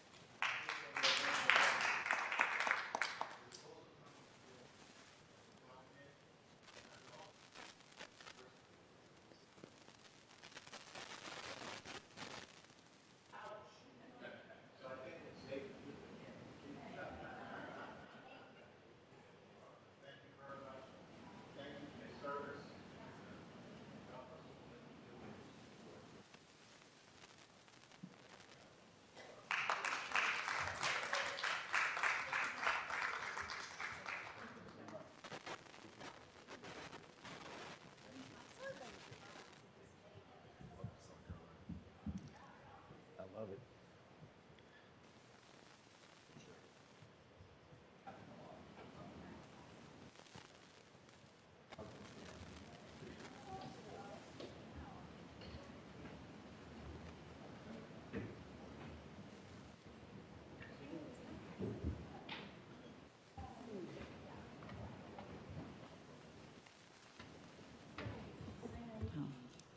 All right, well, thank you so much for indulging me in that. I would invite our academic team to come up. They've got a presentation on our Read to Succeed updates. I thought you were going to do the Read to Succeed update, Dr. Robbins, when you grabbed the microphone. I didn't know what was going on. Psych. So good evening, board members. Thank you for having us tonight. I will say I'm the one at the microphone, but it is certainly representative of the team's work. So I am first here to update you on Read to Succeed, which this first slide just kind of shows that it is not a new law. It has been in place in South Carolina since 2014, but in 2024, now a year ago, there were some major updates. So we just wanted to bring you up to speed on those updates. Next. Oh. That's okay. Thank you. So the numbers at the top are the State Department update. So, and then at the bottom, you'll see the DD2 implications. That's really where I'm going to focus, since that is what our experience will be here in Dorchester too. So the first update to the law really was a shift in focus for literacy from a K-12 focus at the state level to a K-5 focus. So for us in DD2, early literacy has always been a key component of our literacy program. That is not a major shift here. You guys all know that we have a district literacy model. We will, just because we are a curriculum and instruction team that serves all schools and all levels, will continue to work and support literacy education at all schools. Also, just that last bullet, if you remember last year, I think now, we also instituted a literacy policy that focuses on education at all levels. So, and we were specific about what that looks like at each level. The next major update, and this is a big update, really focuses on scientifically backed reading instruction, which all of you are smiling because we've talked a lot about this over the last year. This shift really was the State Department's way of holding districts to the fire for being in line with science of reading and current best practices, which we're happy to say, prior to this update in the law, we were already moving in that direction. So we do feel good about where we are. A big shift here really was that last line, is that the State Department was very specific about districts moving away from using any instructional materials that use the 3Qing method. So the implications in DD2, we had already started that process, but we have been, not just in DD2, across the state, across the nation, been using 3Qing method for years and years and years, 20 plus years. So it is not just a start today, it's done tomorrow. But some major shifts that we have taken over the last several months is this year we moved away from using the DRA, which Diagnostic Reading Assessment, which we have used since I started teaching in this district in 2001. The DRA specifically uses 3Qing method. So it was clear that that assessment could no longer be used in our kindergarten, first and second grade classes. We did shift to something called the Foundation Skills Survey. I don't know why the S always throws me. I want to call it an assessment, which completely aligns to what the State Department wants us to focus on with those early foundational reading skills. And I'll say, we want to be in line with what the State Department wants, but ultimately it's about what's best for students and literacy education. So also, we are auditing at the school level materials that they have to ensure that they don't have any previously purchased instructional materials that don't support science of reading, and they're not still using things in their classrooms or in their schools that use the 3Qing method. And that will continue to We'll continue those audit throughout the year. Our facilitators at each elementary school are great resources for that as well. And then, of course, anything new that we adopt, either through state adoption or anything new in the district, that will go through those guidelines as we approve those. This is another big shift that we will definitely see some changes in our district. So remember that the Read to Succeed law is the law that put into place third grade retention if students aren't reading on grade level and don't have what the state calls a good cause exemption. So an explainable reason why they might not be reading on grade level.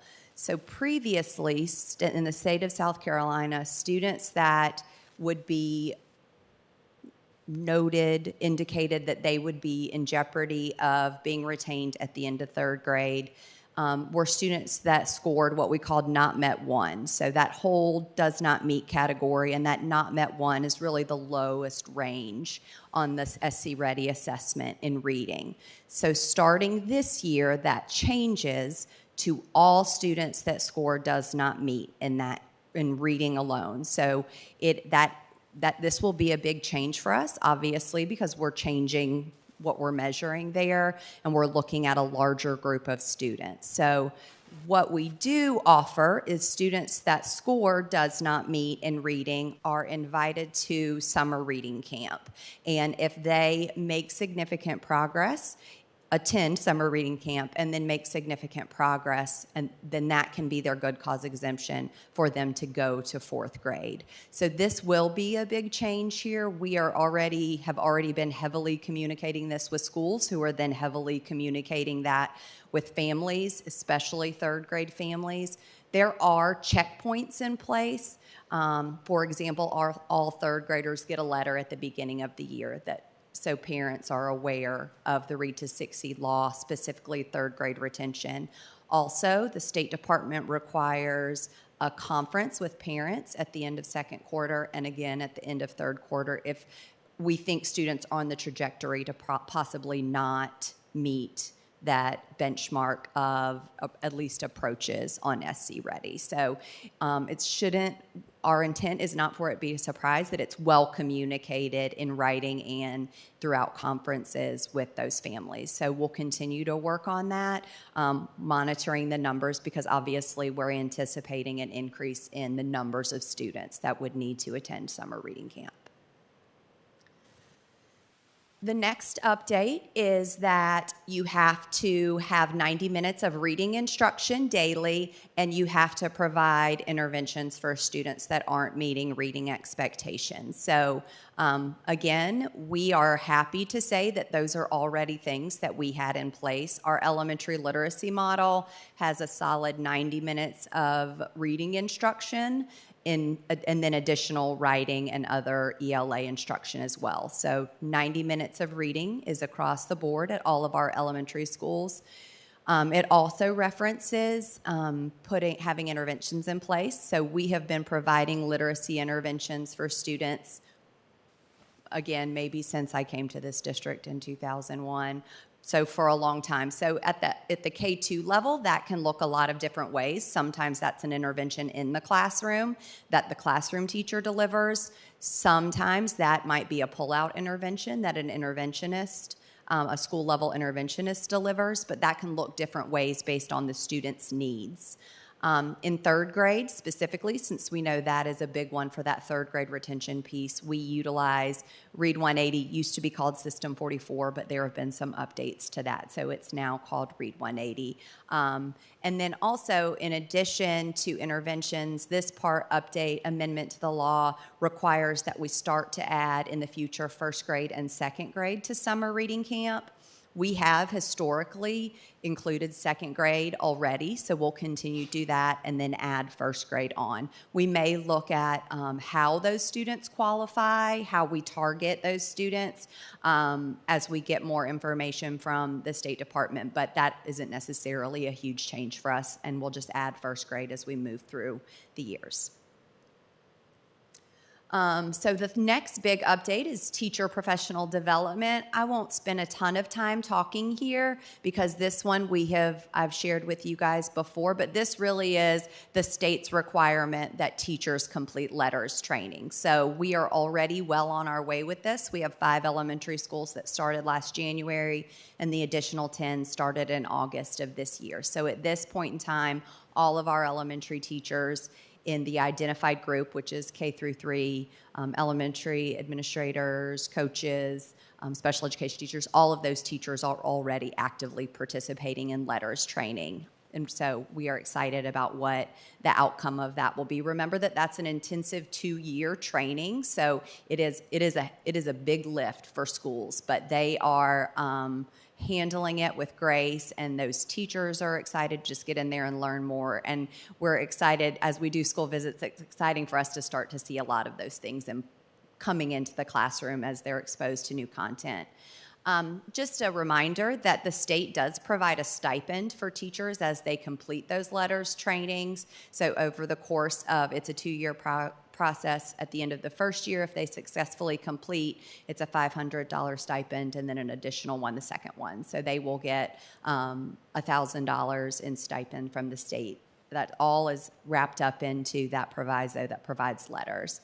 Also, we're happy to announce that the State Department has released optional letters training that starting next year, our 4K teachers, our 4th and 5th grade teachers, as well as middle level special education teachers will be able to participate in. So we're really excited about that because we have a couple of schools this year who opted to pay for some of their 4th and 5th grade teachers, and it's about $2,000+ a staff member, and that is then without the stipend and things like that. So we're excited that the state is continuing to add more openings there. We also have a couple of district level staff that have opted to be trained to be facilitators of that in the future. So we're excited about that. So the next update from the state really limited the number of universal screeners that schools and districts have available to use. This is not a huge change for us. We have NWA MAP growth assessment is what we utilize in the state, from the state at the district level, and it continues to be on the state list. So not a big change there for us, but again, you can see that they can continue to limit that and check that list. So we'll obviously always use an assessment that's approved by the state. The next one is the literacy coach endorsement at the school. So if you'll remember, we call them facilitators. Those serve as our reading coaches at all of our elementary schools. All of the reading coaches in Dorchester 2 are either already certified, have their literacy endorsement, or are currently working through it with the state. So not a big change there. That practice has been in place in DD2 for years. The last update from the state changed the Read to Succeed endorsement requirements for some educators. So previously, middle level, high level related arts teachers, things like that, had to take some coursework to complete their Read to Succeed certificate, and that has been removed. So they really focus that at the elementary level now. So those are all of the big Read to Succeed changes. Any Read to Succeed questions I can ask or answer? I should be able to answer them, but if not, before I move on to the next update. Yes, I do have a question. Yes, ma'am. When are the parents first notified about the retention possibilities? Mm-hmm. So the first step is it's part of our registration process. When parents come through facts and fees, every 3rd grade parent receives a letter that explains the law, explains how that it's tracked, what they can do to support their child, what we as a school are going to do to support their child, but that goes with every single registered 3rd grade parent, and they sign that letter. So we have that signed, and we're actually this year, Ms. Farnsworth had the brilliant idea to build that into registration so that upon completion of the registration paperwork, that will be completed for every 3rd grader. So that's when all parents are first notified of it. Now that's not limited at all to students that may be in jeopardy of possible retention. So at minimum, the Read to Succeed law requires a conference by the end of quarter 2, and again at the end of quarter 3 for all students that we think are at risk of possibly scoring in that lowest range. We really start that early because we tell teachers that in DD2, every child that is below grade level proficiency, you have a conference with in quarter 1. So, but at minimum, the law requires it in quarter 2. And that is, our goal is always a face-to-face conference, especially for something as serious as that. That shouldn't be a quick phone call, but for parents that are unable to come in, we will use a phone conference or something like that, worst case scenario. So what we use throughout the year to determine if we think a student may be at risk to fall below that reading proficiency level is our MAP assessment. So the state gives us a clear score. A 186 in reading is what they determine to be on grade level for 3rd grade.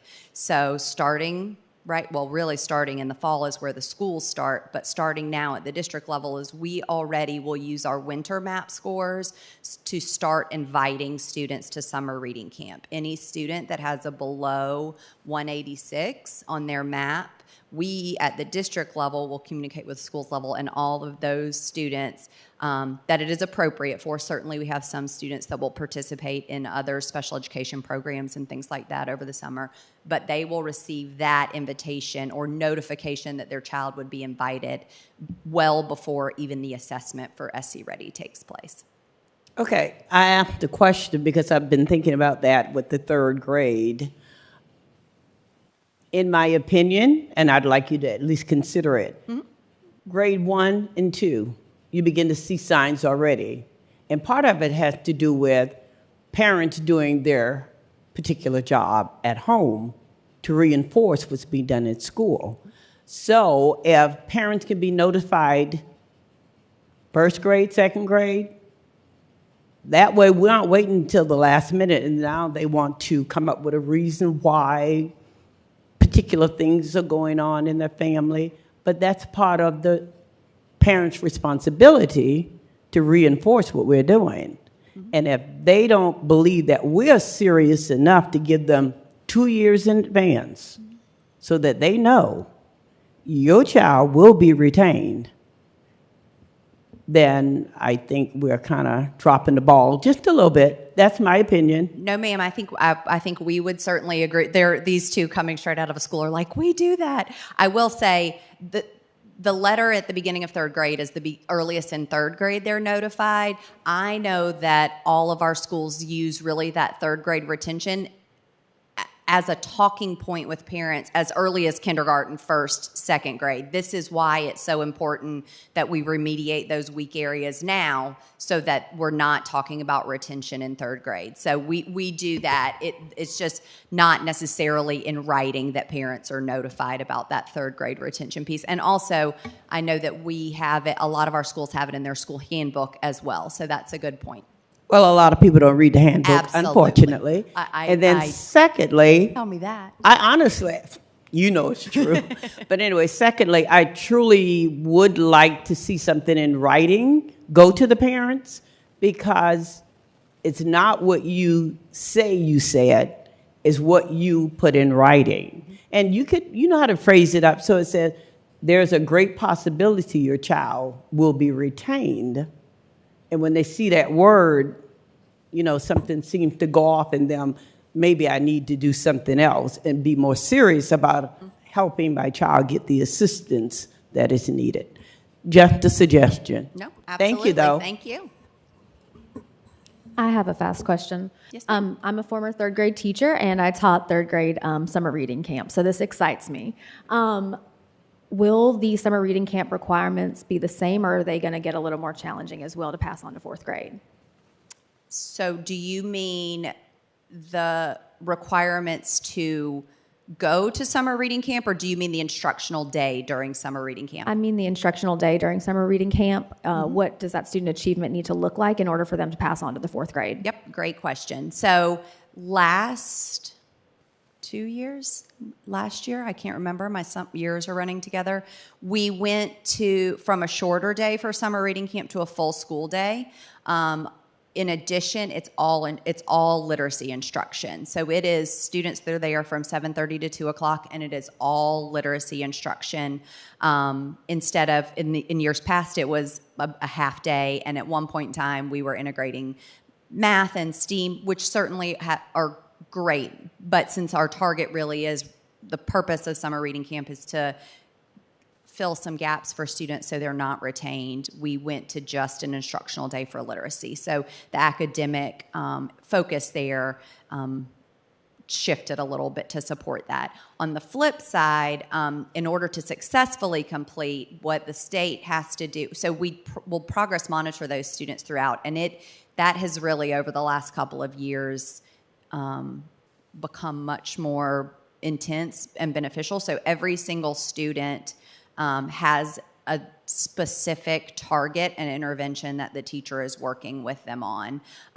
We provide some support to them at summer reading camp the first week so that they can test all kids outside of MAP testing, so they can identify their primary literacy skill in addition to what the school sends, and then they will target that and progress monitor that throughout so that they can change what they're focusing on if there's a need.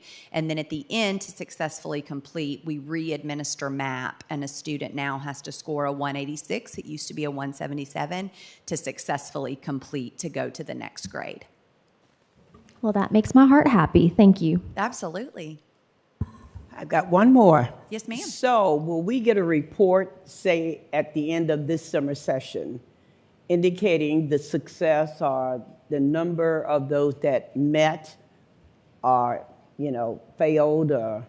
Of summer for reading lack camp? of a better word, yes. Absolutely. Okay. We'd be more than happy to do Thank that. you. Absolutely. Jessica, I'm sure, is writing that down for me so I remember.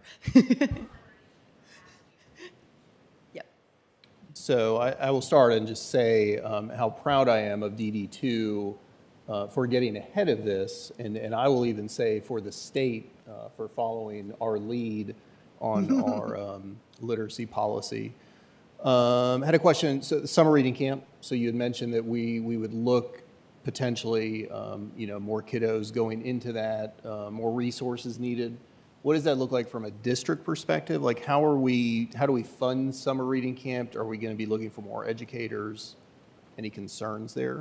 So that is a great question, Mr. Farnsworth. So the state does allocate money for summer reading camp based on the number of students that qualify according to them. So we receive a certain amount of money for all students that fall in that does not meet category. However, the struggle is that we all know we get SC Ready scores back the second to last week in May, so we certainly can't wait until the second to last week in May to start planning. So we use that score of 186 starting really in winter to identify really the number of students that we need to start planning for. Obviously, with the understanding that the majority of those students will more than likely have a good cause exemption, or will end up scoring above the does not meet category. However, I will say, we also know if they might score in approaches, but summer reading camp is not going to hurt any of them. So we do end up including students in summer reading camp and serving students that we don't get money from the state for, and we absorb that money. If you're asking me which pot of money that comes out of, I would look to Tina for that exact answer. Thank you. Absolutely. Yes, ma'am. Really the last question. So what is the teacher-student ratio that you project for the summer reading program? Yes, ma'am. The state requires no larger than 15 students. So we build it for 15 students. And in all honesty, by the time it kind of averages out, it's usually, I think our largest class last year was no larger than 12. Sorry, I have a question too. That's okay. Okay, so on number 4, the introduction of additional reading interventions. So I know you said that we already are doing the 90 minutes of Yes, daily ma'am. reading. And then, but when it comes to the intensive instructional services, like the interventions, are we changing any of the way we do our interventions? Are we doing the same thing? And then also, how does that look differently from school to school? So I'll answer the last part of your question first and then go, it just might make more sense there. Well, now I forgot the last. Well, I guess what I'm saying is I know it sounds like they're requiring more intensive interventions as well as the minimum of 90 minutes. And I know you said we're already doing the minimum of 90 minutes. That's great. So I guess my question is more about the interventions. Do we need to change the way we're doing our interventions? Do we need to add more or does that depend on the population and the school? Does that make sense? Yes, ma'am. Okay. So Yes and no. We are changing the way we're doing interventions. Number one, we're changing some of the interventions that we've used previously are directly in contradiction to what number 2 was about not using 3 queuing methods. So, for example, we used a lot of programs that now the state would not support anymore. So the materials alone, the interventions that we're using alone, we had to make some major changes there. Most of our schools were able to, if they didn't have something that was in line with science of reading already, they used title funds, school funds, things like that to purchase interventions that align with science of reading. So we did have to make some changes with what those materials are. I will also say that as we learn more about FSS, the assessment that we're using now in K2, and the skills that those students are missing, it's targeting our interventions more so than we were able to do before because we didn't have the data that would give us a specific skill that we have now. So how we're delivering interventions is changing. It does look different at some schools based on a lot of different things. Funding, number one, not depending on a school's title budget, may depend if they have a full-time pull-out interventionist, if they have someone part-time, if they have someone that works maybe just with second grade because they've identified that as a large group of students really falling below that level. So schools use data to determine how they're going to financially support their greatest needs. But just because there may not be a pull-out intervention in that grade level doesn't mean those students aren't getting intervention. We have seen fine arts teachers doing pull-outs for students that need intervention. Some schools have built in an intervention block of time where they are rotating some students from class to class. The teacher might be pulling those students for an additional 20 minutes of intervention outside of their 90 minutes. So that how it looks really depends on what the data at that grade level and that school shows them the need for. And so what about I know some of our schools don't have title money. And then also I know we've changed the way we distribute our title money a little. So I'm just, I guess, asking about how that's affecting our schools. I just want to make sure that they have enough. Does that make sense? It does. And I mean, I will, my principal hat is anytime I can have more money and provide more is always, but I will say that I'm not saying I have money. But I will say that I think that we, our principals are very creative about that. I know they are identifying the kids and providing the intervention. Sometimes that's media specialists. And you're right, we do have schools that have smaller every title school has smaller amount of money this year, but we do have schools that aren't title funds.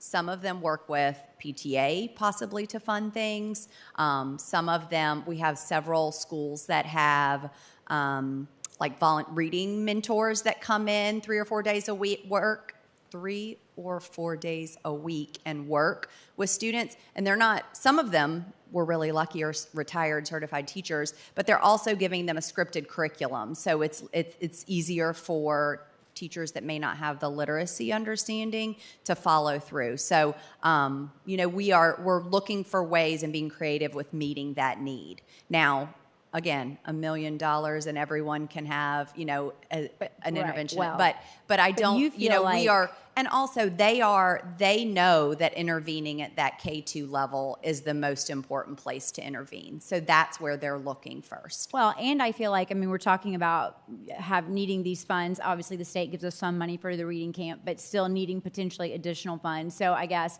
I just want to make sure that you and your team feel like that they're able to provide those interventions that they need to, all of our schools. Yes, That's ma'am. kind of what I'm asking. You feel like they are? I feel like they have interventions in all of those grade levels, yes, that are meeting the needs of students that are identified as needing intervention. Great. Excellent. Thank you.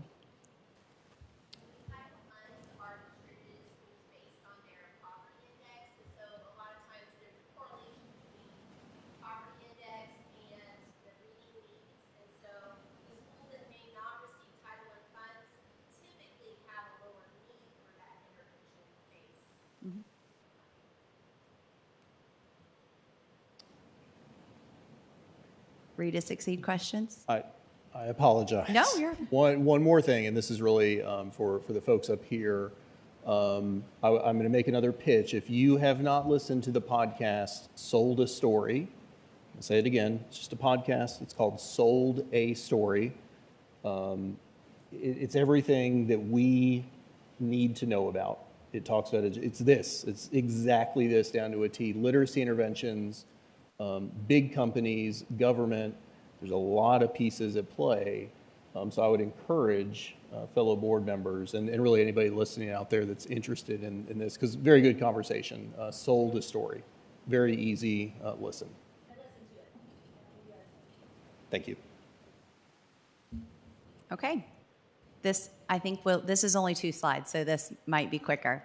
If you remember, I was here in December to share a math update with you, and then we received another update from the State Department on January 2nd. So just out of transparency, we really wanted to bring an update to you. It doesn't change what we're recommending and what we think is best for the students in DD2, but there is a little bit of new information. So we just wanted to be here to share that with you today. So one of the things, if you remember, that we specifically discussed was historically we have offered 2 high school credits, the opportunity for 2 high school credits at the middle school level. And the state's intention with the new standards was that we move away from that and only offer 1.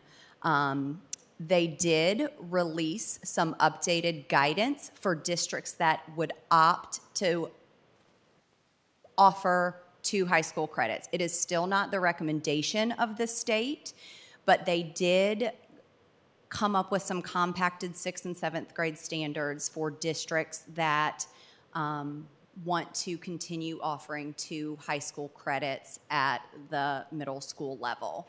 I did put this graphic in here. This is the same thing that we shared before. I will just say that it is still the recommendation for DD2 based on the needs of our students and the updated standards and just overall course sequencing for all high school credit classes now, that we still continue with the plan that we shared in December of just offering 1 high school credit. If you remember, we talked about it then. Really, because we are on a block high school and block schedule for middle school, for high schools, our students can still take up to 8 math credits in high school alone without getting any in middle school. So it's not going to, students can still well surpass what they need for graduation and for to be college and career ready. We just really feel like, based on the way the standards are written, our students, this will set them up for success down the road. And that is also still the recommendation of the state, even though they do provide an option for a 2nd high school credit in the middle school. But because that is a little bit different than what we shared with you in December, I just wanted to be here to update you on that. Any questions about that? Okay. I'm scared to take over. You did an awesome job. Thanks, Katie. That was a lot of information. So we have one more component to the academic report tonight, and I'm going to ask other members of the academic team to come up to the podium because I think Ms. Barker's probably ready to take a little bit of a break. But we wanted to update you on our PLC Wednesdays. The team has put together a survey that we sent out to our staff. I also wanted to share that we have liaisons from the district office that go to all 15 elementary schools throughout the course of the year, but specifically they are there as well on PLC Wednesdays. Number 1, to observe. Number 2, to support. And number 3, to take feedback. Myself, I rotate. So I've been to nearly every elementary school and observed their PLC Wednesdays. Also, for me, it gives me a chance to talk to their staffs as well. So I'm going to let them take you through the survey because they conducted the survey. But I will tell you a couple of the things you'll see in here are logistical challenges that I've already met with Mr. Farrell about and Mr. Shope to try to fix the transportation on what buildings we're double routing to make sure they can get started on time, because this is all about time, right? And it's the gift of time for our staff, and if they can't get started on time, they can't get accomplished what we hope for them to get accomplished. So ladies, I'll turn it over to you.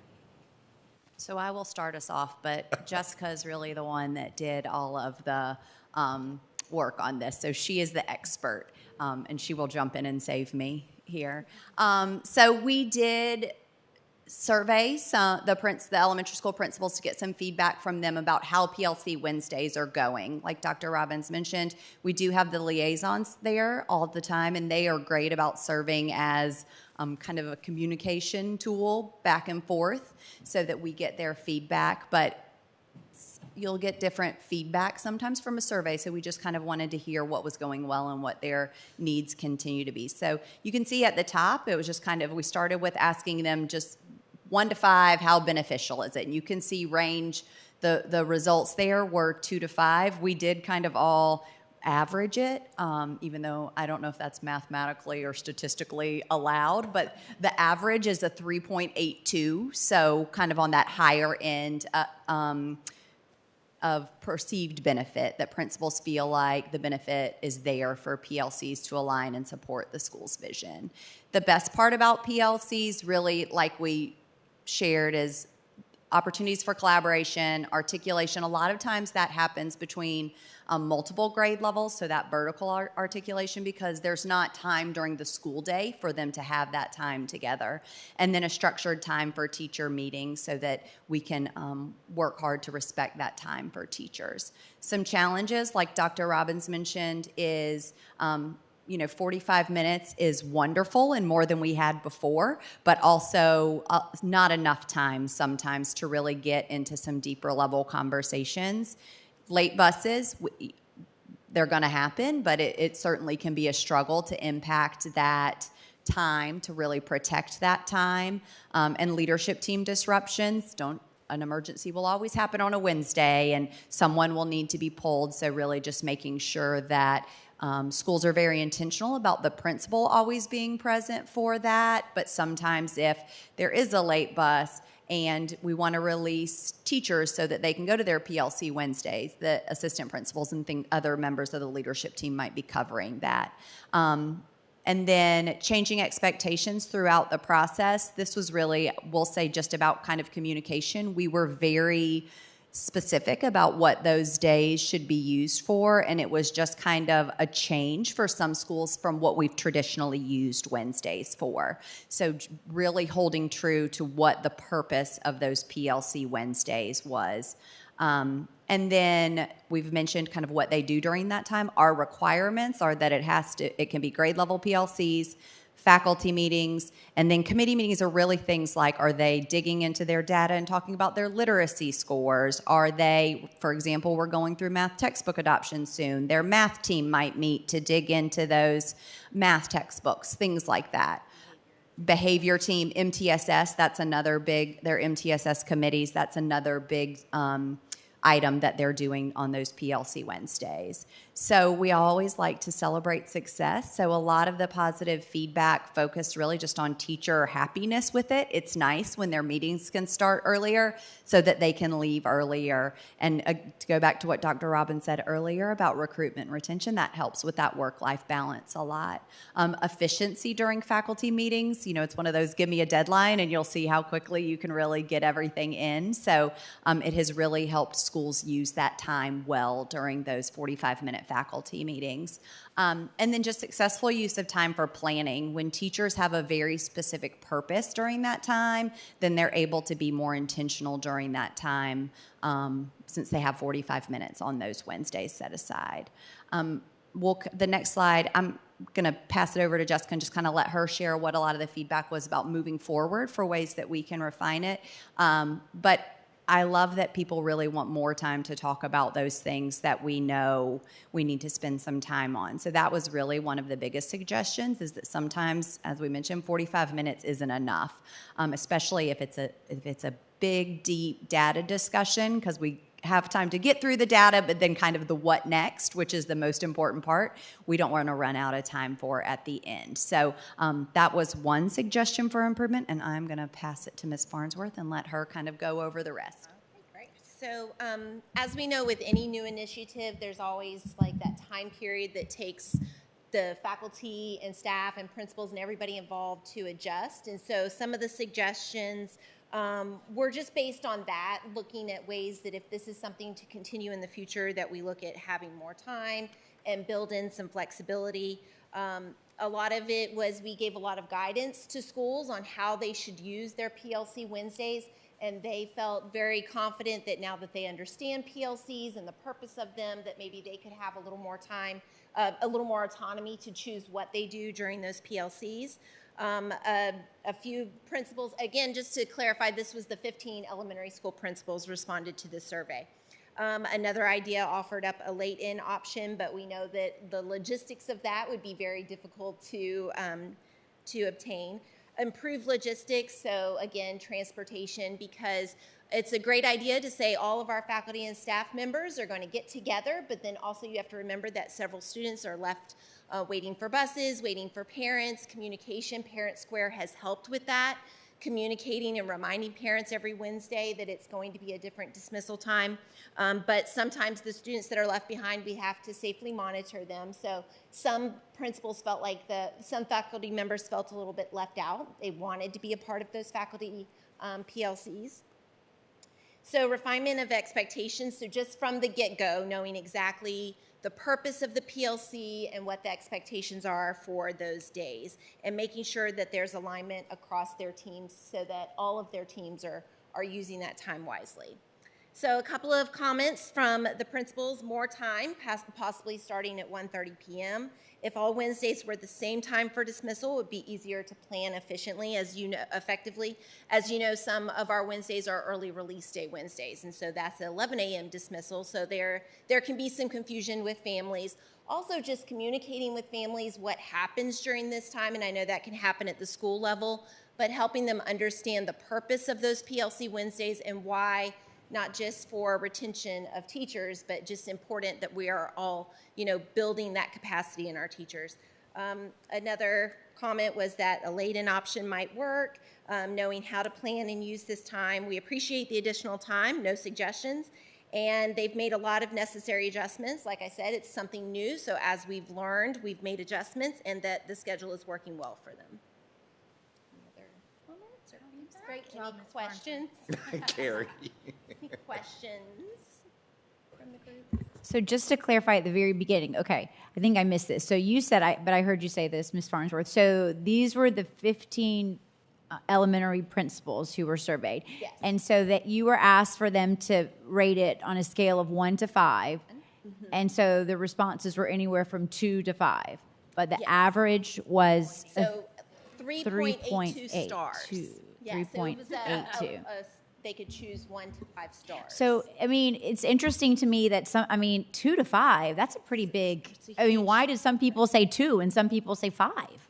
Yeah, and I think that a lot of it is logistics. When you have, we try really hard to have equity and equality across all of our 15 schools, but at some of our schools we have a lot more parent involvement, so it was easier to maybe get volunteers to come help cover at Car Rider, and they have a lot more responsive parents willing to pick their kids up, whereas you may have some schools that maybe struggle a little bit in that area. So just differences from one school to the next, it could be that.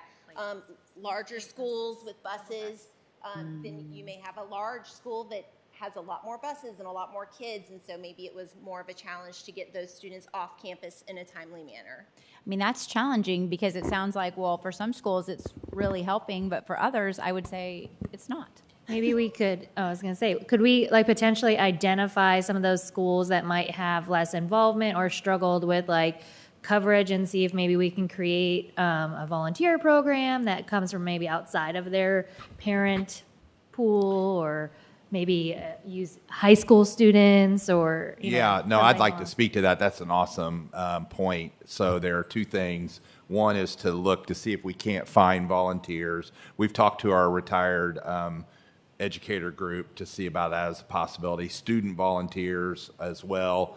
But the other piece too is we also found that where we're double routing, we're going to change that location. That was one school that I was at that were particularly not happy because of the double routing.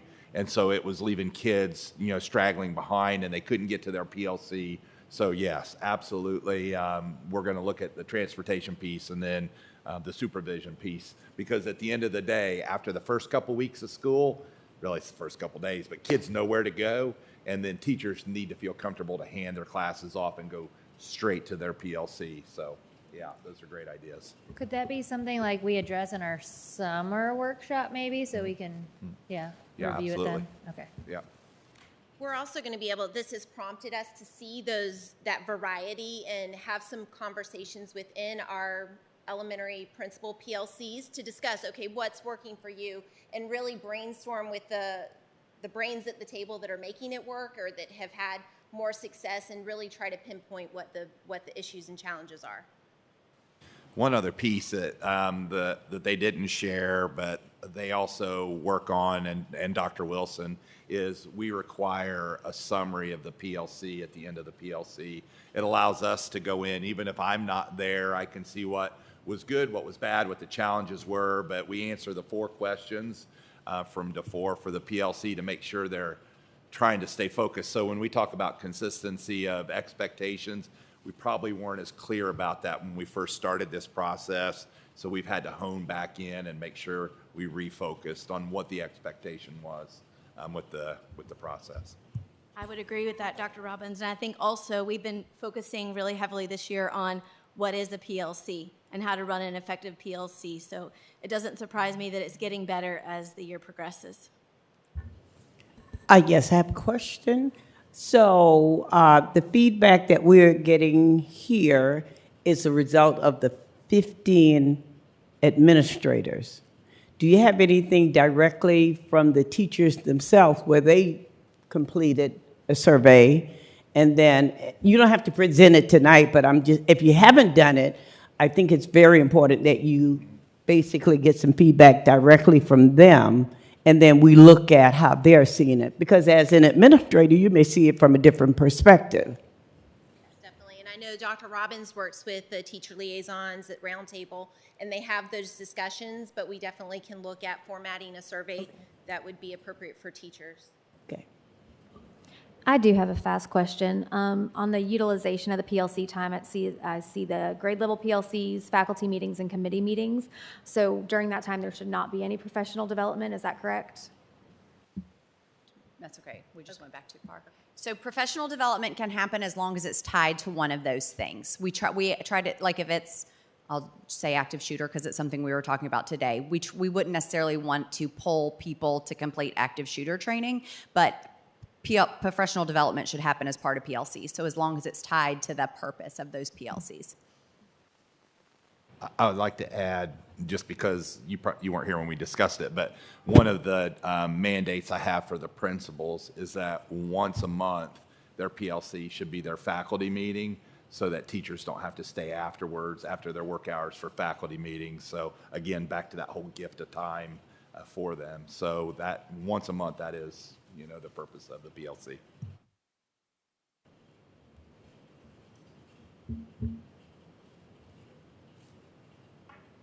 Thank you, guys. Thank you. Thank you. Thank you all very much. Yeah, Madam Chair, the next thing is our personnel report. I have one personnel recommendation. Typically personnel would be at the next meeting, but this was a position that we really wanted to get started, so we went ahead and put it on the agenda for tonight. So hopefully the board had a chance to see that recommendation. Okay, thank you, Dr. Robbins. Yes, that was included in our packet, so board members is everyone okay with proceeding with this in open session? Okay, then at this time, do I have a motion? I make a motion to approve the personnel recommendation. Great. As stated. Thank you. Motion made by Mr. Guthrie to approve the recommendation and seconded by Ms. Bates. Any questions or discussion? Okay, hearing none, we will call for the vote.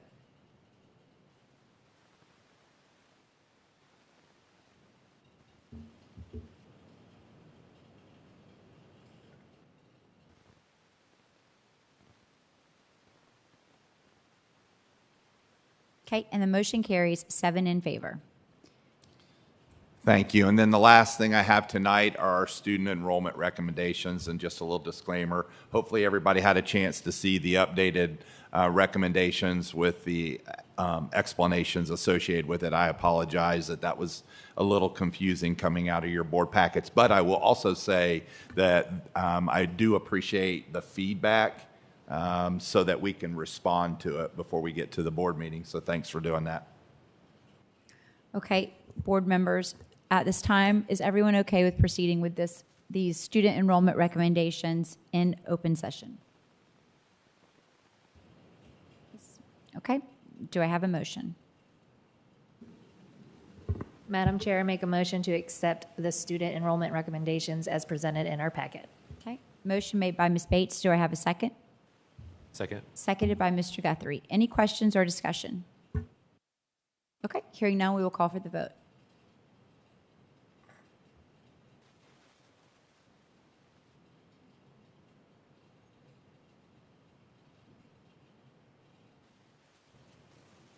Motion carries 7 in favor. That's all I have tonight, Madam Chair. Thank you. Okay, thank you, Dr. Robbins. Lots of great information. Next on our agenda, we have our public comments on non-agenda items, and we do have one this evening. Thank you for your patience, Mr. Moore. It is now your turn. Picked the wrong meeting, Mr. Moore. Thank you, guys. Lots of good information, though. Thank you very much for the opportunity to speak tonight. I want to welcome the 2 new board members, Mr. Lee and Ms. King, and that's why I'm doing this presentation again for your benefit. I had the pleasure working in this district 15 years, and it's number 1. I can't say enough good things about it. There's a good example right there. I want to place a nomination again or consideration of the name of Mr. Charles Stoudemire for one of the new schools to be named in his honor. Mr. Stoudemire has been in public education for 45 years. He was a teacher, a coach, assistant principal, a principal, and a board member for 8 years. He received more votes than any candidate that's ever run for the school board in an at-large position. I think that speaks for itself. When Charlie was a young man, 29 years old, he lost his vision. He could have stuck his head in the sand. He could have made excuses, and I think he could have drawn, what's it called? Not welfare, but disability. Thank you. I'm getting old. Disability. He could have made more money on disability than he did working, but no, he persevered. He moved forward. He made a change in the lives of many people. Just to mention some of his accolades, and I don't have time to list them all, but he was the South Carolina Administrator of the Year. He was a recipient of the state's highest civilian award, the Palmetto, Order of the Palmetto. He was a National Distinguished Principal. National. I'm not talking about state. I'm talking about national. His biggest asset is his love for children, his love for people. Just a couple of examples. He was the best principal I ever worked for from a teacher, a principal's principal from a fellow administrator, a man of integrity from a parent, a poster child for perseverance. That's from me. I've never seen a man like him. He's amazing. Again, his biggest asset is his love for children. And I could sit up here all night and sing his accolades. I would say this to you folks. If he doesn't meet the criteria to have a school named after him, I want to know what does. Maybe sainthood. Thank you again. I want to thank you all for what you do every day for the best school district in the state of South Carolina.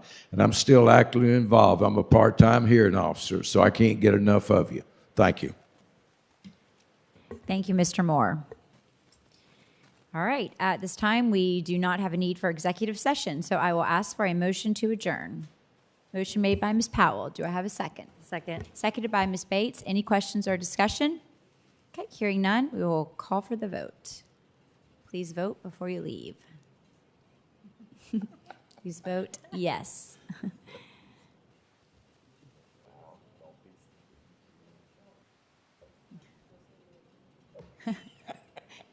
She's had enough. And the motion carries 7 in favor. We are adjourned.